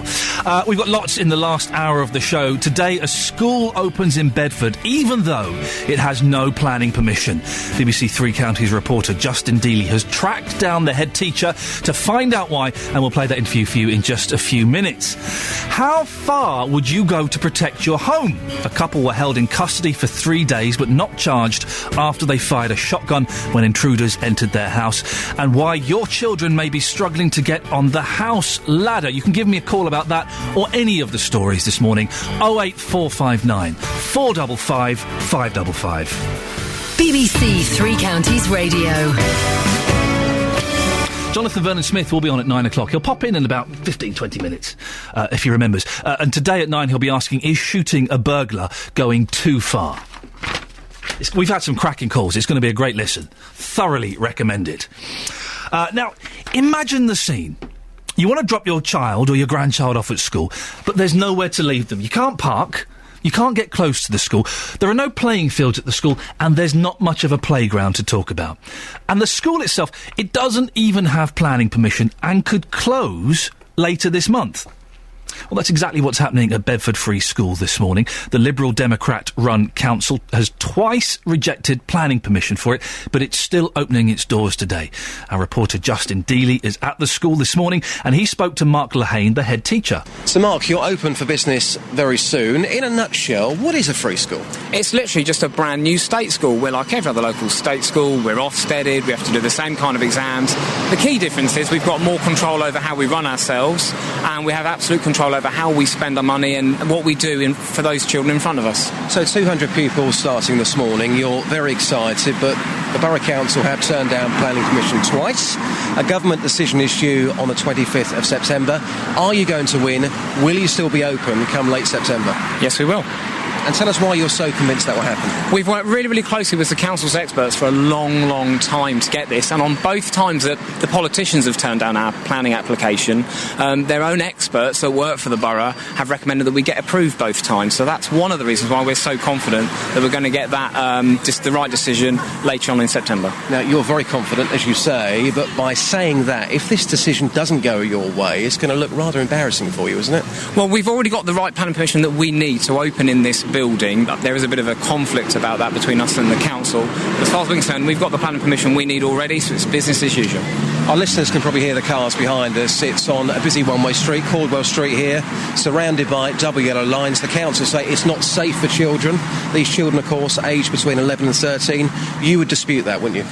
Yeah, I mean, the council's own highways experts were very happy with the travel plan that we pulled together with them. It's just the politicians that disagreed. And what's the main selling point of the school? Because looking around right now, when I think about my school days, I think about the short walk to school. It wasn't a busy area like this. We had lots of playing fields, a large school area for us to play in at break times. You haven't even got a playing field here. So what's the main selling point of the school? Why would people want to send their children here? Well, whilst we don't have everything on site, we're like many of the private schools in the town where we'll be going and making use of all those great leisure facilities the town has got out there.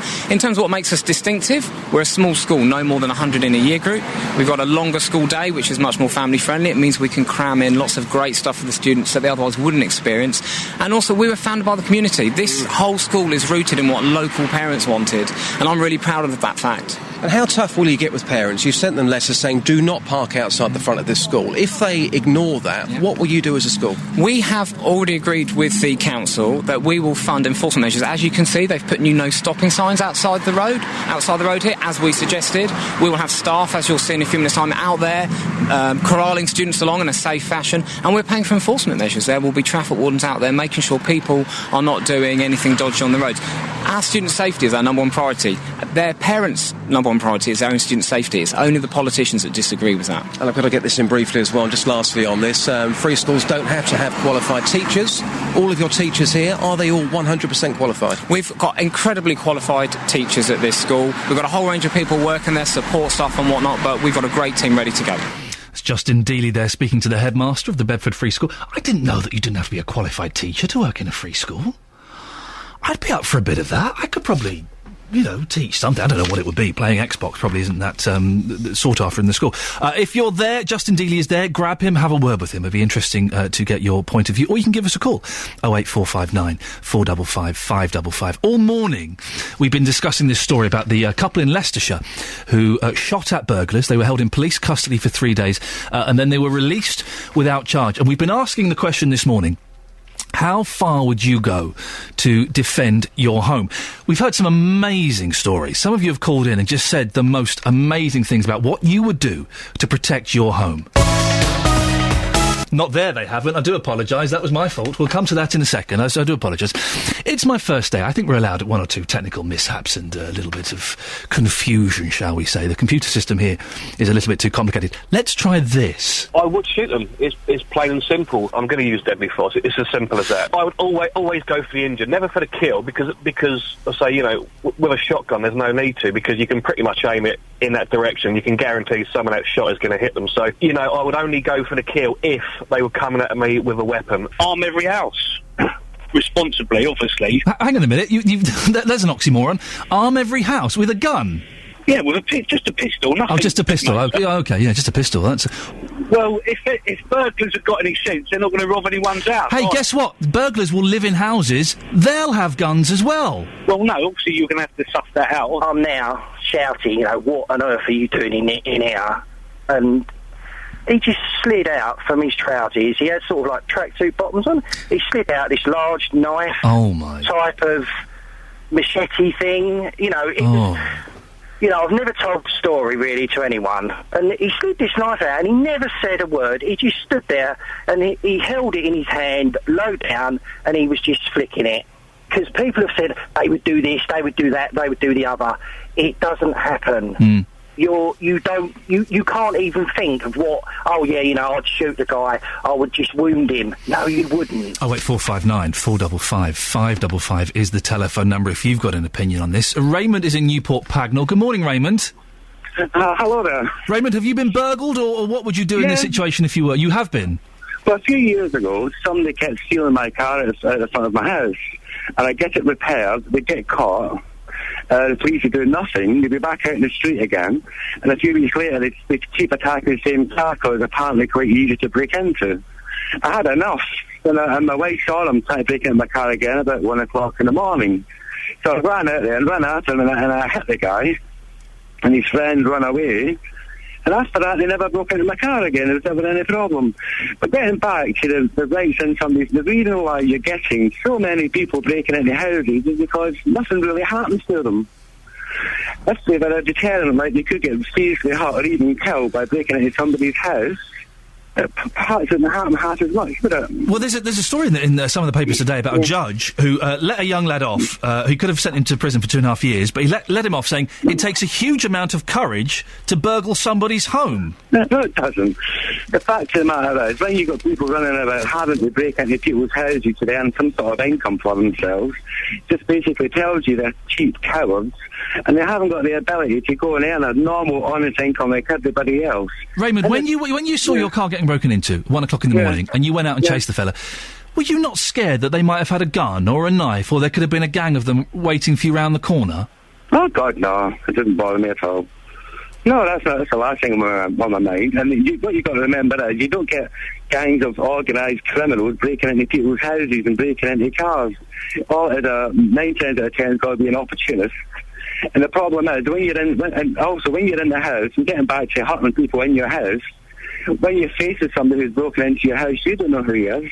You don't know what he is. You hear about people getting killed and raped and all sorts in the house. What would you do, Raymond, if someone broke into your house? What would you do? Oh, there'd be war. I would rip their heads off. They would not stand a chance, I tell you. But again, this is, and I have to stress this because I think someone sent me a tweet, which I'll read in a minute, which I think is that maybe they've confused the issue slightly. But you can use reasonable force. Killing someone isn't reasonable force. That's excessive, surely. Yeah, but what they're trying to get at is, and in this country, using reasonable force, it just gives. That's a problem in itself in the law, because it's so vague. You don't know what reasonable force is.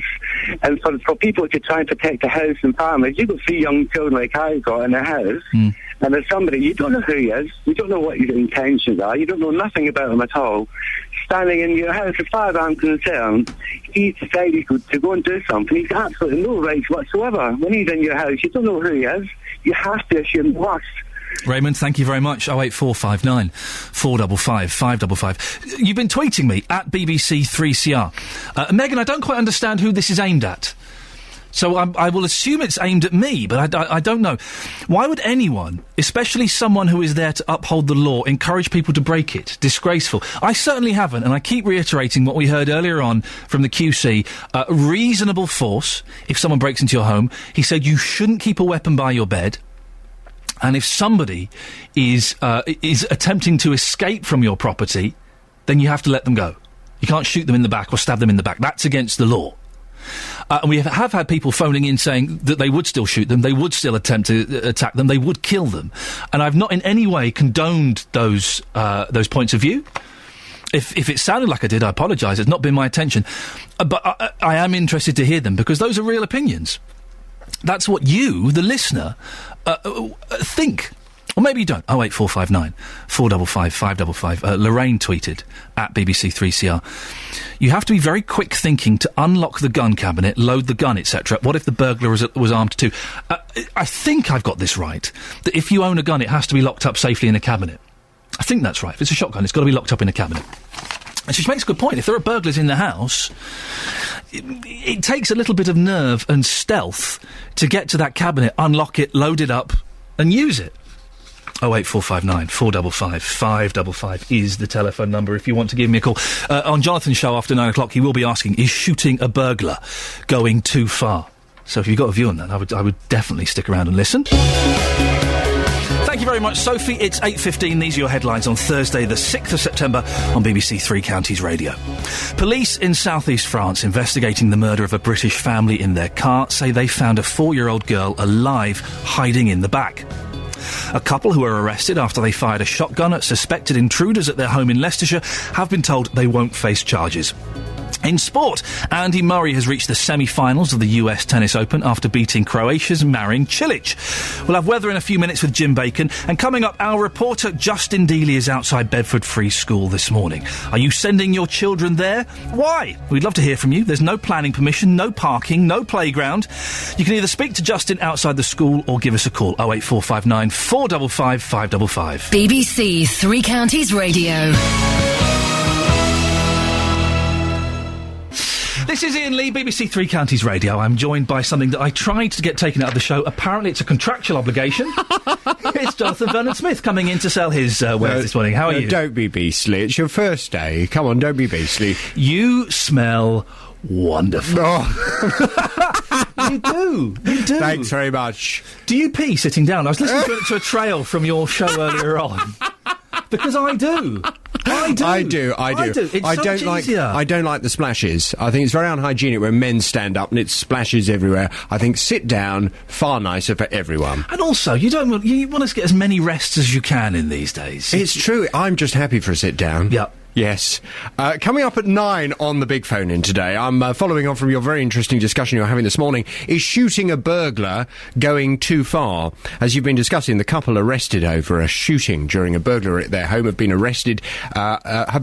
Andy Ferry and his wife Tracy were held after a shotgun was fired during a break-in at their home in Leicestershire. They had been arrested on suspicion of causing grievous bodily harm, but the Crown Prosecution Service said it was clear that the couple did what they believed was necessary to protect themselves and their home.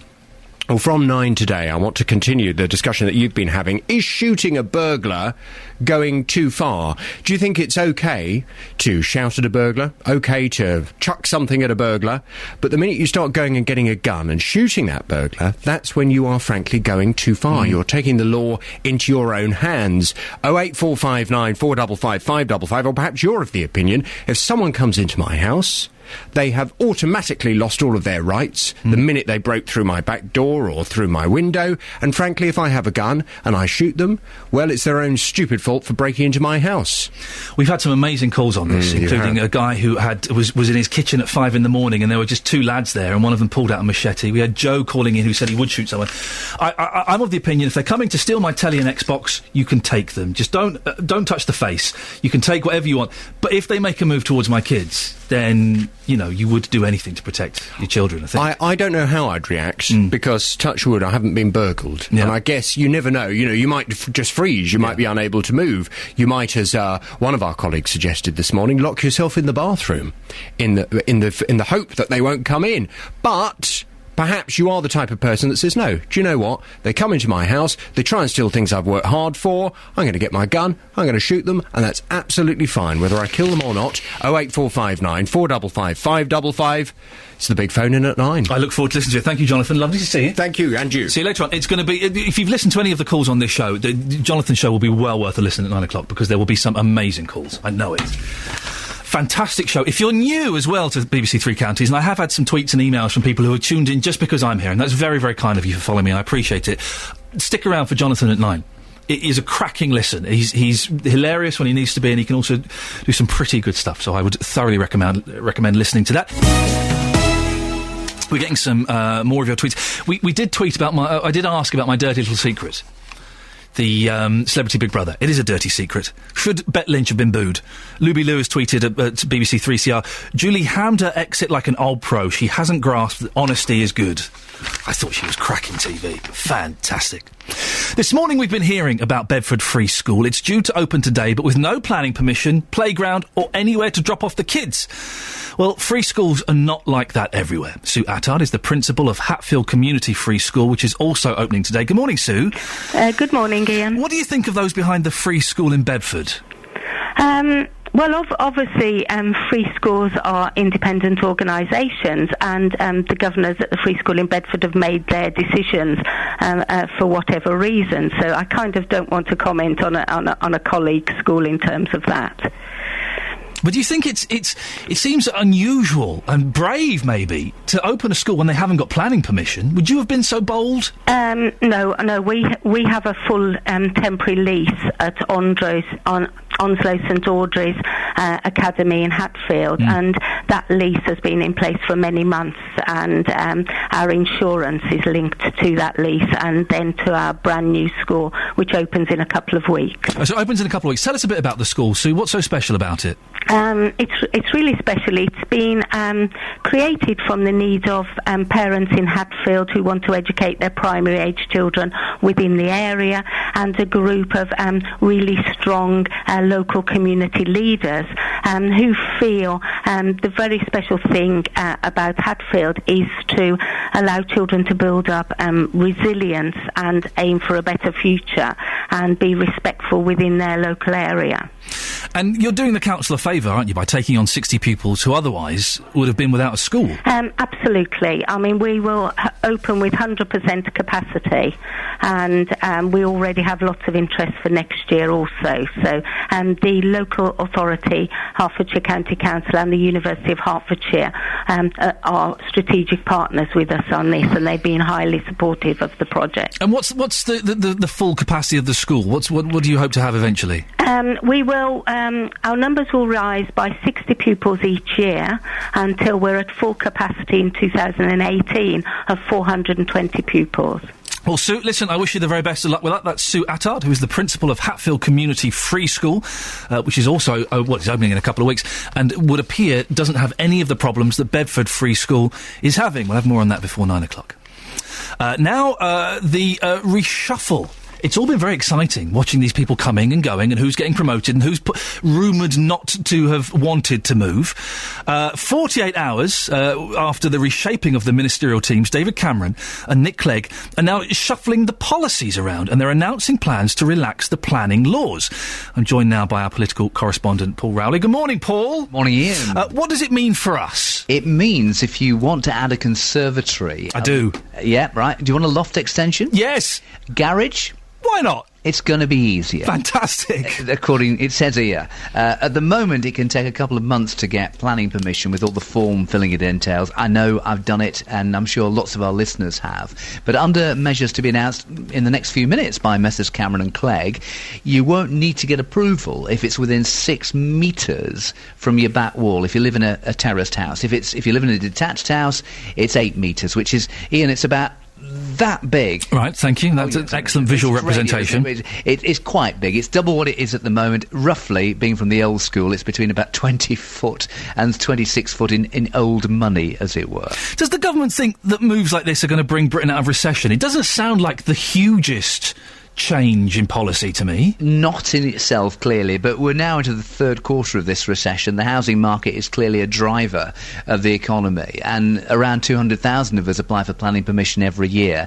10% of them get knocked back. A lot of them tend to be delayed, so the rules will be relaxed, and it's even more so, I gather, for businesses, for shops, and for industrial units. In addition, they're announcing that you're going to get extra help if you're a first-time buyer and you want to get on the housing ladder. You can't get a deposit, but you could qualify for what's called an equity loan. That would be worth up to 20%, a fifth of the value of the property you want to buy. Now, will it work? Labour is saying, well, we're not against the idea, but we've heard this kind of stuff before. It's not really done much so far because the number of new homes built in the last year's fallen by 10%, and they're worried a lot of this is just tinkering. They feel it's a kind of illusion of activity by the government, with David Cameron effectively relaunching them this week with the reshuffle, and it won't be enough in itself to get the economy back on track. You mentioned the reshuffle. David Cameron and Nick Clegg did last night complete their ministerial move around.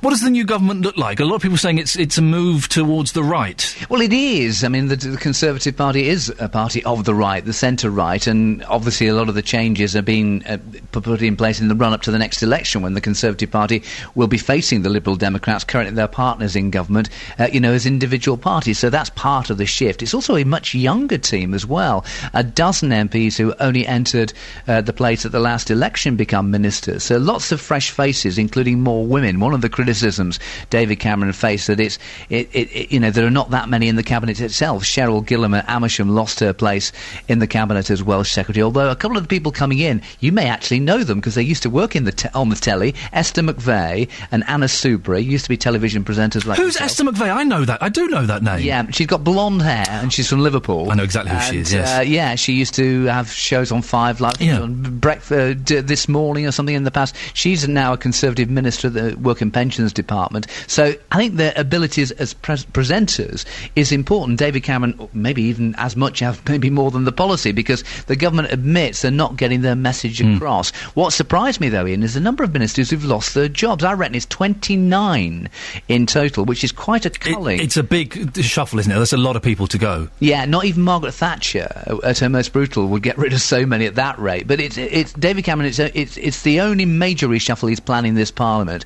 There are reports said that some of them took it badly. 3 of them apparently broke down in tears. Did they? 2 of them were women. So there's some wimp of a bloke out there who wasn't happy. I think one of the women may well have been Justine Greening, who's clearly miffed that she's been moved from transport to become International Development Secretary. Not happy with the any plans to have a third runway. Paul, is there any truth to the rumour that Iain Duncan Smith said, I'm not moving? He did, absolutely. Really? He's not doing. He was offered the Justice Department. He's in the middle of the welfare reform, but I think David Cameron was said, look, you've done your bit, you've put the policy in place, it's there, we need somebody else who's better than you on the telly to deliver it. He refused to move. Wow, that's incredible. He wanted to give that job, and he wanted somebody else to do welfare. So the thing is, if you can't stand up to Iain Duncan Smith, who was the quiet man of politics, some might say that David Cameron is a bit of a wimp. Paul, listen, thank you very much. Paul Rowley there, our political correspondent, talking about the reshuffle that's been going on. Across beds, hearts and bucks, this is Iain Lee on BBC Three Counties Radio. Coming up in the last half hour, a Bedford school which doesn't have planning permission and could close later this month has opened today. Our reporter Justin Dealey has been speaking to parents about what they think. We've also been asking, how far would you go to defend your house? 08459 455 555 is the telephone number. That also ties in nicely with what Jonathan's doing at 9 o'clock. His question is shooting a burglar going too far? So I would recommend you carry on listening to that. Now, I have confessed, And I'm slightly embarrassed, but I feel good that I've said it on air. I've got it out of my system. I am a fan of Big Brother. Yeah, I know. Particularly the celebrity Big Brother. It's always a bit more exciting when it's people you know. The first night's always a bit disappointing because it doesn't have the big stars that you expect. But there have been some corkers in this year, I think. And for me, the real star of the series has been Bette Lynch. Julie Goodyear, of course, but no one knows her as Julie Goodyear, do they? And if you've been watching it, if you're a younger person, what you might not know is that in the 70s, Bette Lynch was hot. She was hot. She was a pin-up girl. Bit more like Les Dawson these days, but she's a 70-year-old lady. We've got TV critic Kevin O'Sullivan on the line. Good morning, Kevin. Morning. Have you been watching the Celebrity Big Brother? Of course, it's my job. it's your job. What have you made of Bette Lynch? Well, she's a kind of grotesque, really, isn't she? I mean, she's been a really good contestant, a really good housemate, but, kind of hard to take your eyes off her, but not necessarily in a good way. I mean, she never stops chewing gum. She's chain smokes. She swears like a trooper. I mean, she makes Gordon Ramsay look like a vicar the way she speaks. To say she's been two-faced isn't accurate. She's been about 20-faced. I mean, and gradually, this time last week, she was actually popular with the punters. But through this week, towards her demise last night, she's become like one of the most hated housemates of all time. People got sick to death of her conniving, and also when she had a meltdown when they all nominated her. She behaved like a sort of typical showbiz child and got all sulky, and the people didn't like her for that as well. So when she came out of the house last night, that was one of the biggest boos of all time. It was an incredible sound. 500 people booing a 70-year-old woman. Did she deserve it? Yeah, she did deserve it because, she didn't behave in a pleasant manner in the house. I mean, there were all sorts of reasons to hate her. I thought it was interesting that she didn't come down the stairs, so she organised herself a sort of slightly less dramatic exit. She kept saying, I'm a 70-year-old with a disability. I think most of us are still wondering what the hell the disability is. But I find it amusing when Harvey and the Prince, who looks like Tony from Hollyoaks, overheard her talking, and Harvey's going, she's been given an award by the Queen. She's not acting professionally at all. And that was her thing, wasn't it? She'd say something to one person, then she'd go and slag off Colleen, but then give Colleen a big hug, and then she'd go to the diary room. It was an amazing performance. Was it a performance, or is she like that?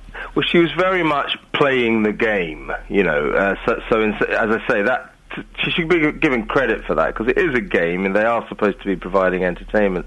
I think she actually seriously thought she had a chance of winning, because she's used to her popularity during her Corrie heyday.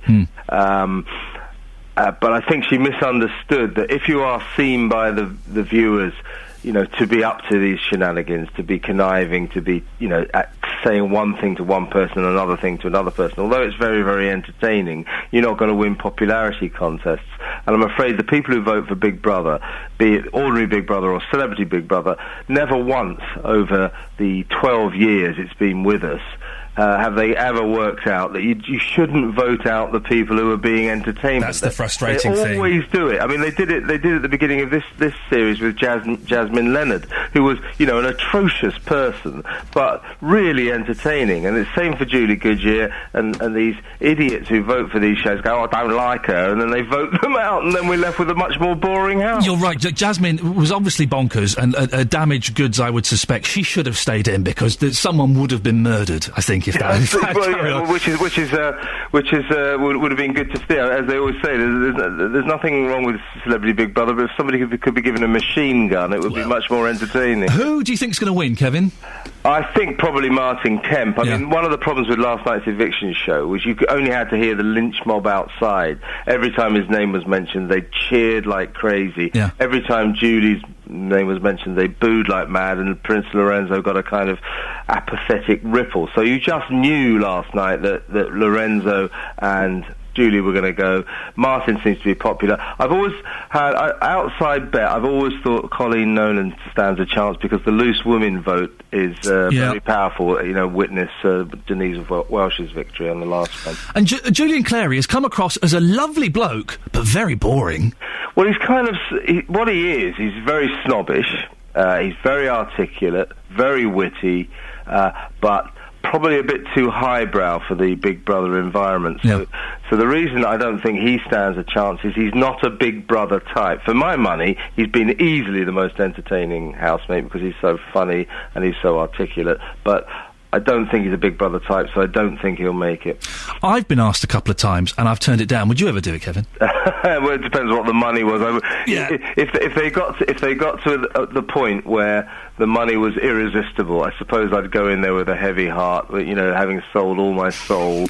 but you know, so everyone has their price, particularly me. Mine's about 20 quid, I think. Oh, really? I was offered a little bit more than that. Kevin, listen, lovely to talk to you. Thanks very much. You too, mate. Cheers. There we go. Kevin O'Sullivan there. I've been offered it a couple of times, and there was one time I hadn't worked for a year.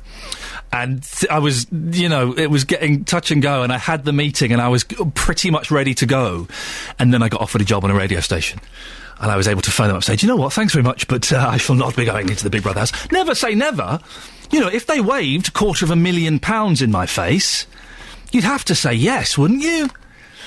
I turned down the Jungle as well. I was offered the Jungle. Yeah, and I know exactly how much they offered me for that, and it was tempting. It was very tempting. You've been texting, and that's appreciated. 81333, starting your text 3CR. Anne in Hitchin says, "Thank goodness Julie's out of the Big Brother house. She was awful. Cheryl shouldn't have gone. Julian to win." It's one of those things, isn't it? It's trash TV, but it's a cracking watch. It is one of those. It's a dirty little secret. It's a cracking watch, isn't it? We were talking earlier on about the free schools and about how Bedford Free School is opening today, despite the fact it has no planning permission. There's nowhere to park the cars when you drop off the kids. There's no playing fields. There's not even much of a playground.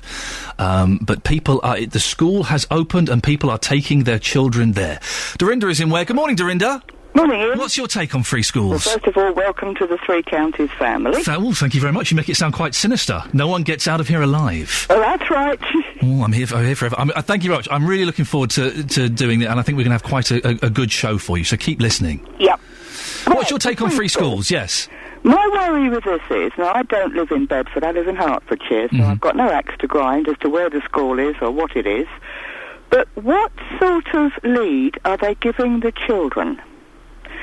Let's go further down the line. They have a rule that you don't bring mobile phones into school, so the kids do, and the teacher says, I'm going to confiscate it, and you've got detention, and they say, no, we don't agree with your policy.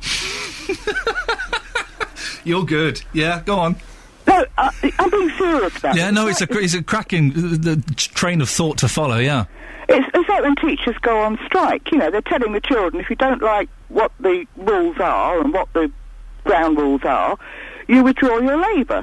Well, if the kids in that school follow the leaders with this, they've got every right to disagree with things that they don't like. And what will the teachers do about it? In terms of the teachers going on strike, I can understand your point of view.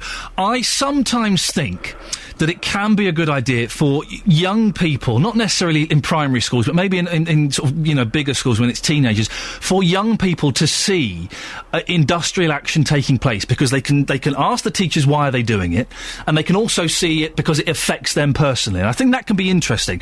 But yes, your point of view about the school has been given a rule by the council that it's chosen to break. You're right. What kind of message does that pass on to the kids? Well, I think it's giving them the wrong idea. It's, you know, right, laws are made, but if you don't like them, break them. Dorinda, I'm going to go off on a completely on tangent, and I know you're going to go with me on this, because I can tell by the sound of your voice. Have you been watching Celebrity Big Brother? I'm sorry, I don't lower myself to standards. I don't believe you. I reckon you get a sneaky little glimpse of it now and then, Dorinda. Come on, you want to know what Bet Lynch is up to these days, don't you? No, I have very little time to watch television. I'm very choosy as to what I watch, and I'm afraid these reality stupid things well, I'd sooner watch paint dry. You can watch that. There's a paint drying channel on 237 on Sky. Dorinda, listen, it's an excellent point of view, and thank you for being so kind. Lovely to talk to you. 08459 455 555. I kind of knew that she wasn't a Big Brother watcher. I was teasing with her ever so slightly. It is a dirty little secret, isn't it? But I do quite like it. It's an interesting point that she makes. that the school have been given a rule by a governing authority, by the council, and the school have chosen to ignore that. I mean, we're going to be following this story as it progresses, and we'll be hearing from Justin, hopefully, before 9 o'clock, who I think has been speaking to some of the parents as they've been dropping their children off at school. But you do wonder, if this goes to the next level, the government, and they say, no, you can't open this school, what happens then? They can't ignore that. And then where do all the kids go who are at this school? It must be frightening for the parents having this much uncertainty about the school. We know how hard it is to get school places. My boy's 2.5. I'm quite some way off that. But we're looking at moving, and we're already looking at moving into an area that's got good schools. You have to plan that far ahead. When we moved to this house, this was supposed to be the last move, and then we decided we're going to move again. But 08459 455 555. Do you think that the school ignoring the rules set down by the council, do you think that sets a particularly good example to the children? Do you feel safe knowing that your kids are going to a school that could possibly close? We'll hear from some of the parents a bit later on. But you can give us a call, 08459 455 555. You can text as well, 81333. Start your text 3CR. And you can get in touch via the email, 3cr@bbc.co.uk. These are your headlines at 8:45 on Thursday, the 6th of September on BBC Three Counties Radio. The French authorities say a 4-year-old girl has been found alive under the bodies of 3 people thought to be British tourists shot dead in a car in southeastern France. A couple who were arrested after they fired a shotgun at suspected intruders at their home in Leicestershire have been told they won't face charges. In sport, Andy Murray has reached the semi-finals of the US Tennis Open after beating Croatia's Marin Cilic. Your weather, mist and fog to start, but that will clear, leaving long spells of hazy sunshine and some occasional patchy cloud. There will be a light southwesterly breeze. Maximum temperature is 20 degrees. And coming up, we'll hear from the parents sending their children to the school that doesn't have planning permission, has no playing field or a place to drop them off safely. Our reporter Justin Dealey has been outside Bedford Free School this morning. BBC Three Counties Radio. This is Iain Lee on BBC Three Counties Radio, here until 9 o'clock when Jonathan Vernon Smith takes over. We've been talking about how far would you go to defend your house this morning after the story about the couple that haven't been charged after they fired shots at burglars. Earlier on in the show, we spoke to Jeremy Dean QC, defence barrister, and this is what he had to say about it. Well, according to the law, the principle is very straightforward, which is that a person is entitled to use reasonable force to defend their property. Obviously, when put into practice, that principle can become far more complex. I mean, it is vague. The difficulty is that, there has to be a principle of law to govern every situation, whether this type of situation or any other situation. And obviously the reason why we have juries and sometimes trials become protracted is because when, real-life situations arise, applying that principle of law can be much more difficult. And this case that you've been talking about, the one that's been publicised over the last 24 hours, is a prime example of how, situations can be very, very difficult to address in real life. Well, that was Jeremy Dean QC, defence barrister, and many of you have called in with your opinions and your stories this morning. I would shoot them. It's plain and simple. I'm going to use deadly force. It's as simple as that. I would always go for the injured, never for the kill, because I say, with a shotgun there's no need to, because you can pretty much aim it in that direction. You can guarantee some of that shot is going to hit them. So, I would only go for the kill if they were coming at me with a weapon. Arm every house. Responsibly, obviously. Hang on a minute, there's an oxymoron. Arm every house with a gun? Yeah, with just a pistol, nothing. Oh, just a pistol. Okay, yeah, just a pistol. Well, if burglars have got any sense, they're not going to rob anyone's house. Hey, guess what? Burglars will live in houses. They'll have guns as well. Well, no, obviously you're going to have to suss that out. I'm now shouting, what on earth are you doing in here? And he just slid out from his trousers. He had sort of like tracksuit bottoms on. He slid out this large knife type of machete thing. I've never told the story really to anyone. And he slid this knife out and he never said a word. He just stood there and he held it in his hand, low down, and he was just flicking it. Because people have said they would do this, they would do that, they would do the other. It doesn't happen. you can't even think of what. Oh yeah, I'd shoot the guy. I would just wound him. No, you wouldn't.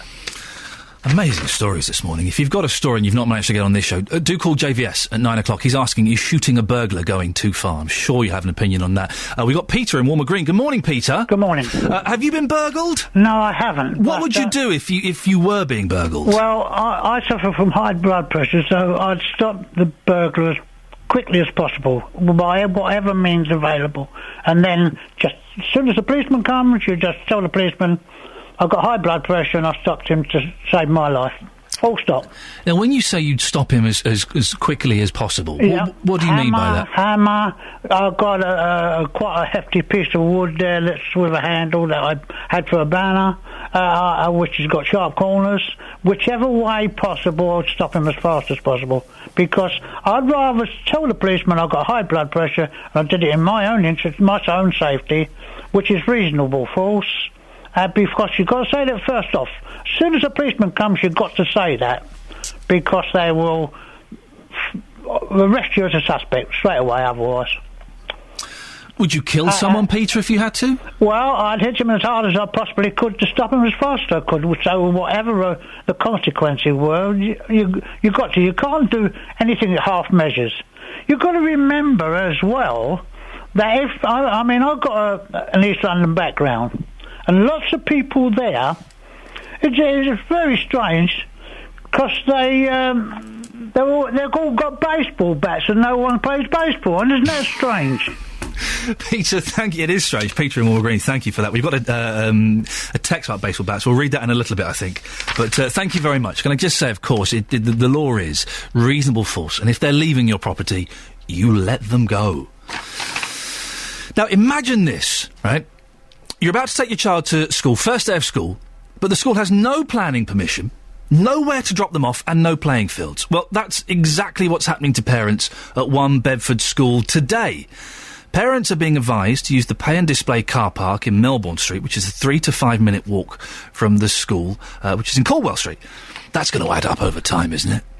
Our reporter Justin Dealey has been there this morning getting your opinions. Nikki, your 13-year-old child Olivia is starting school this morning. Why Bedford Free School? Well, 2 years ago, when Mark Lehane first mentioned about it was going to be Kempston Free School, we were really interested. My daughter was having a few issues at her previous school, and we thought it'd be a good idea.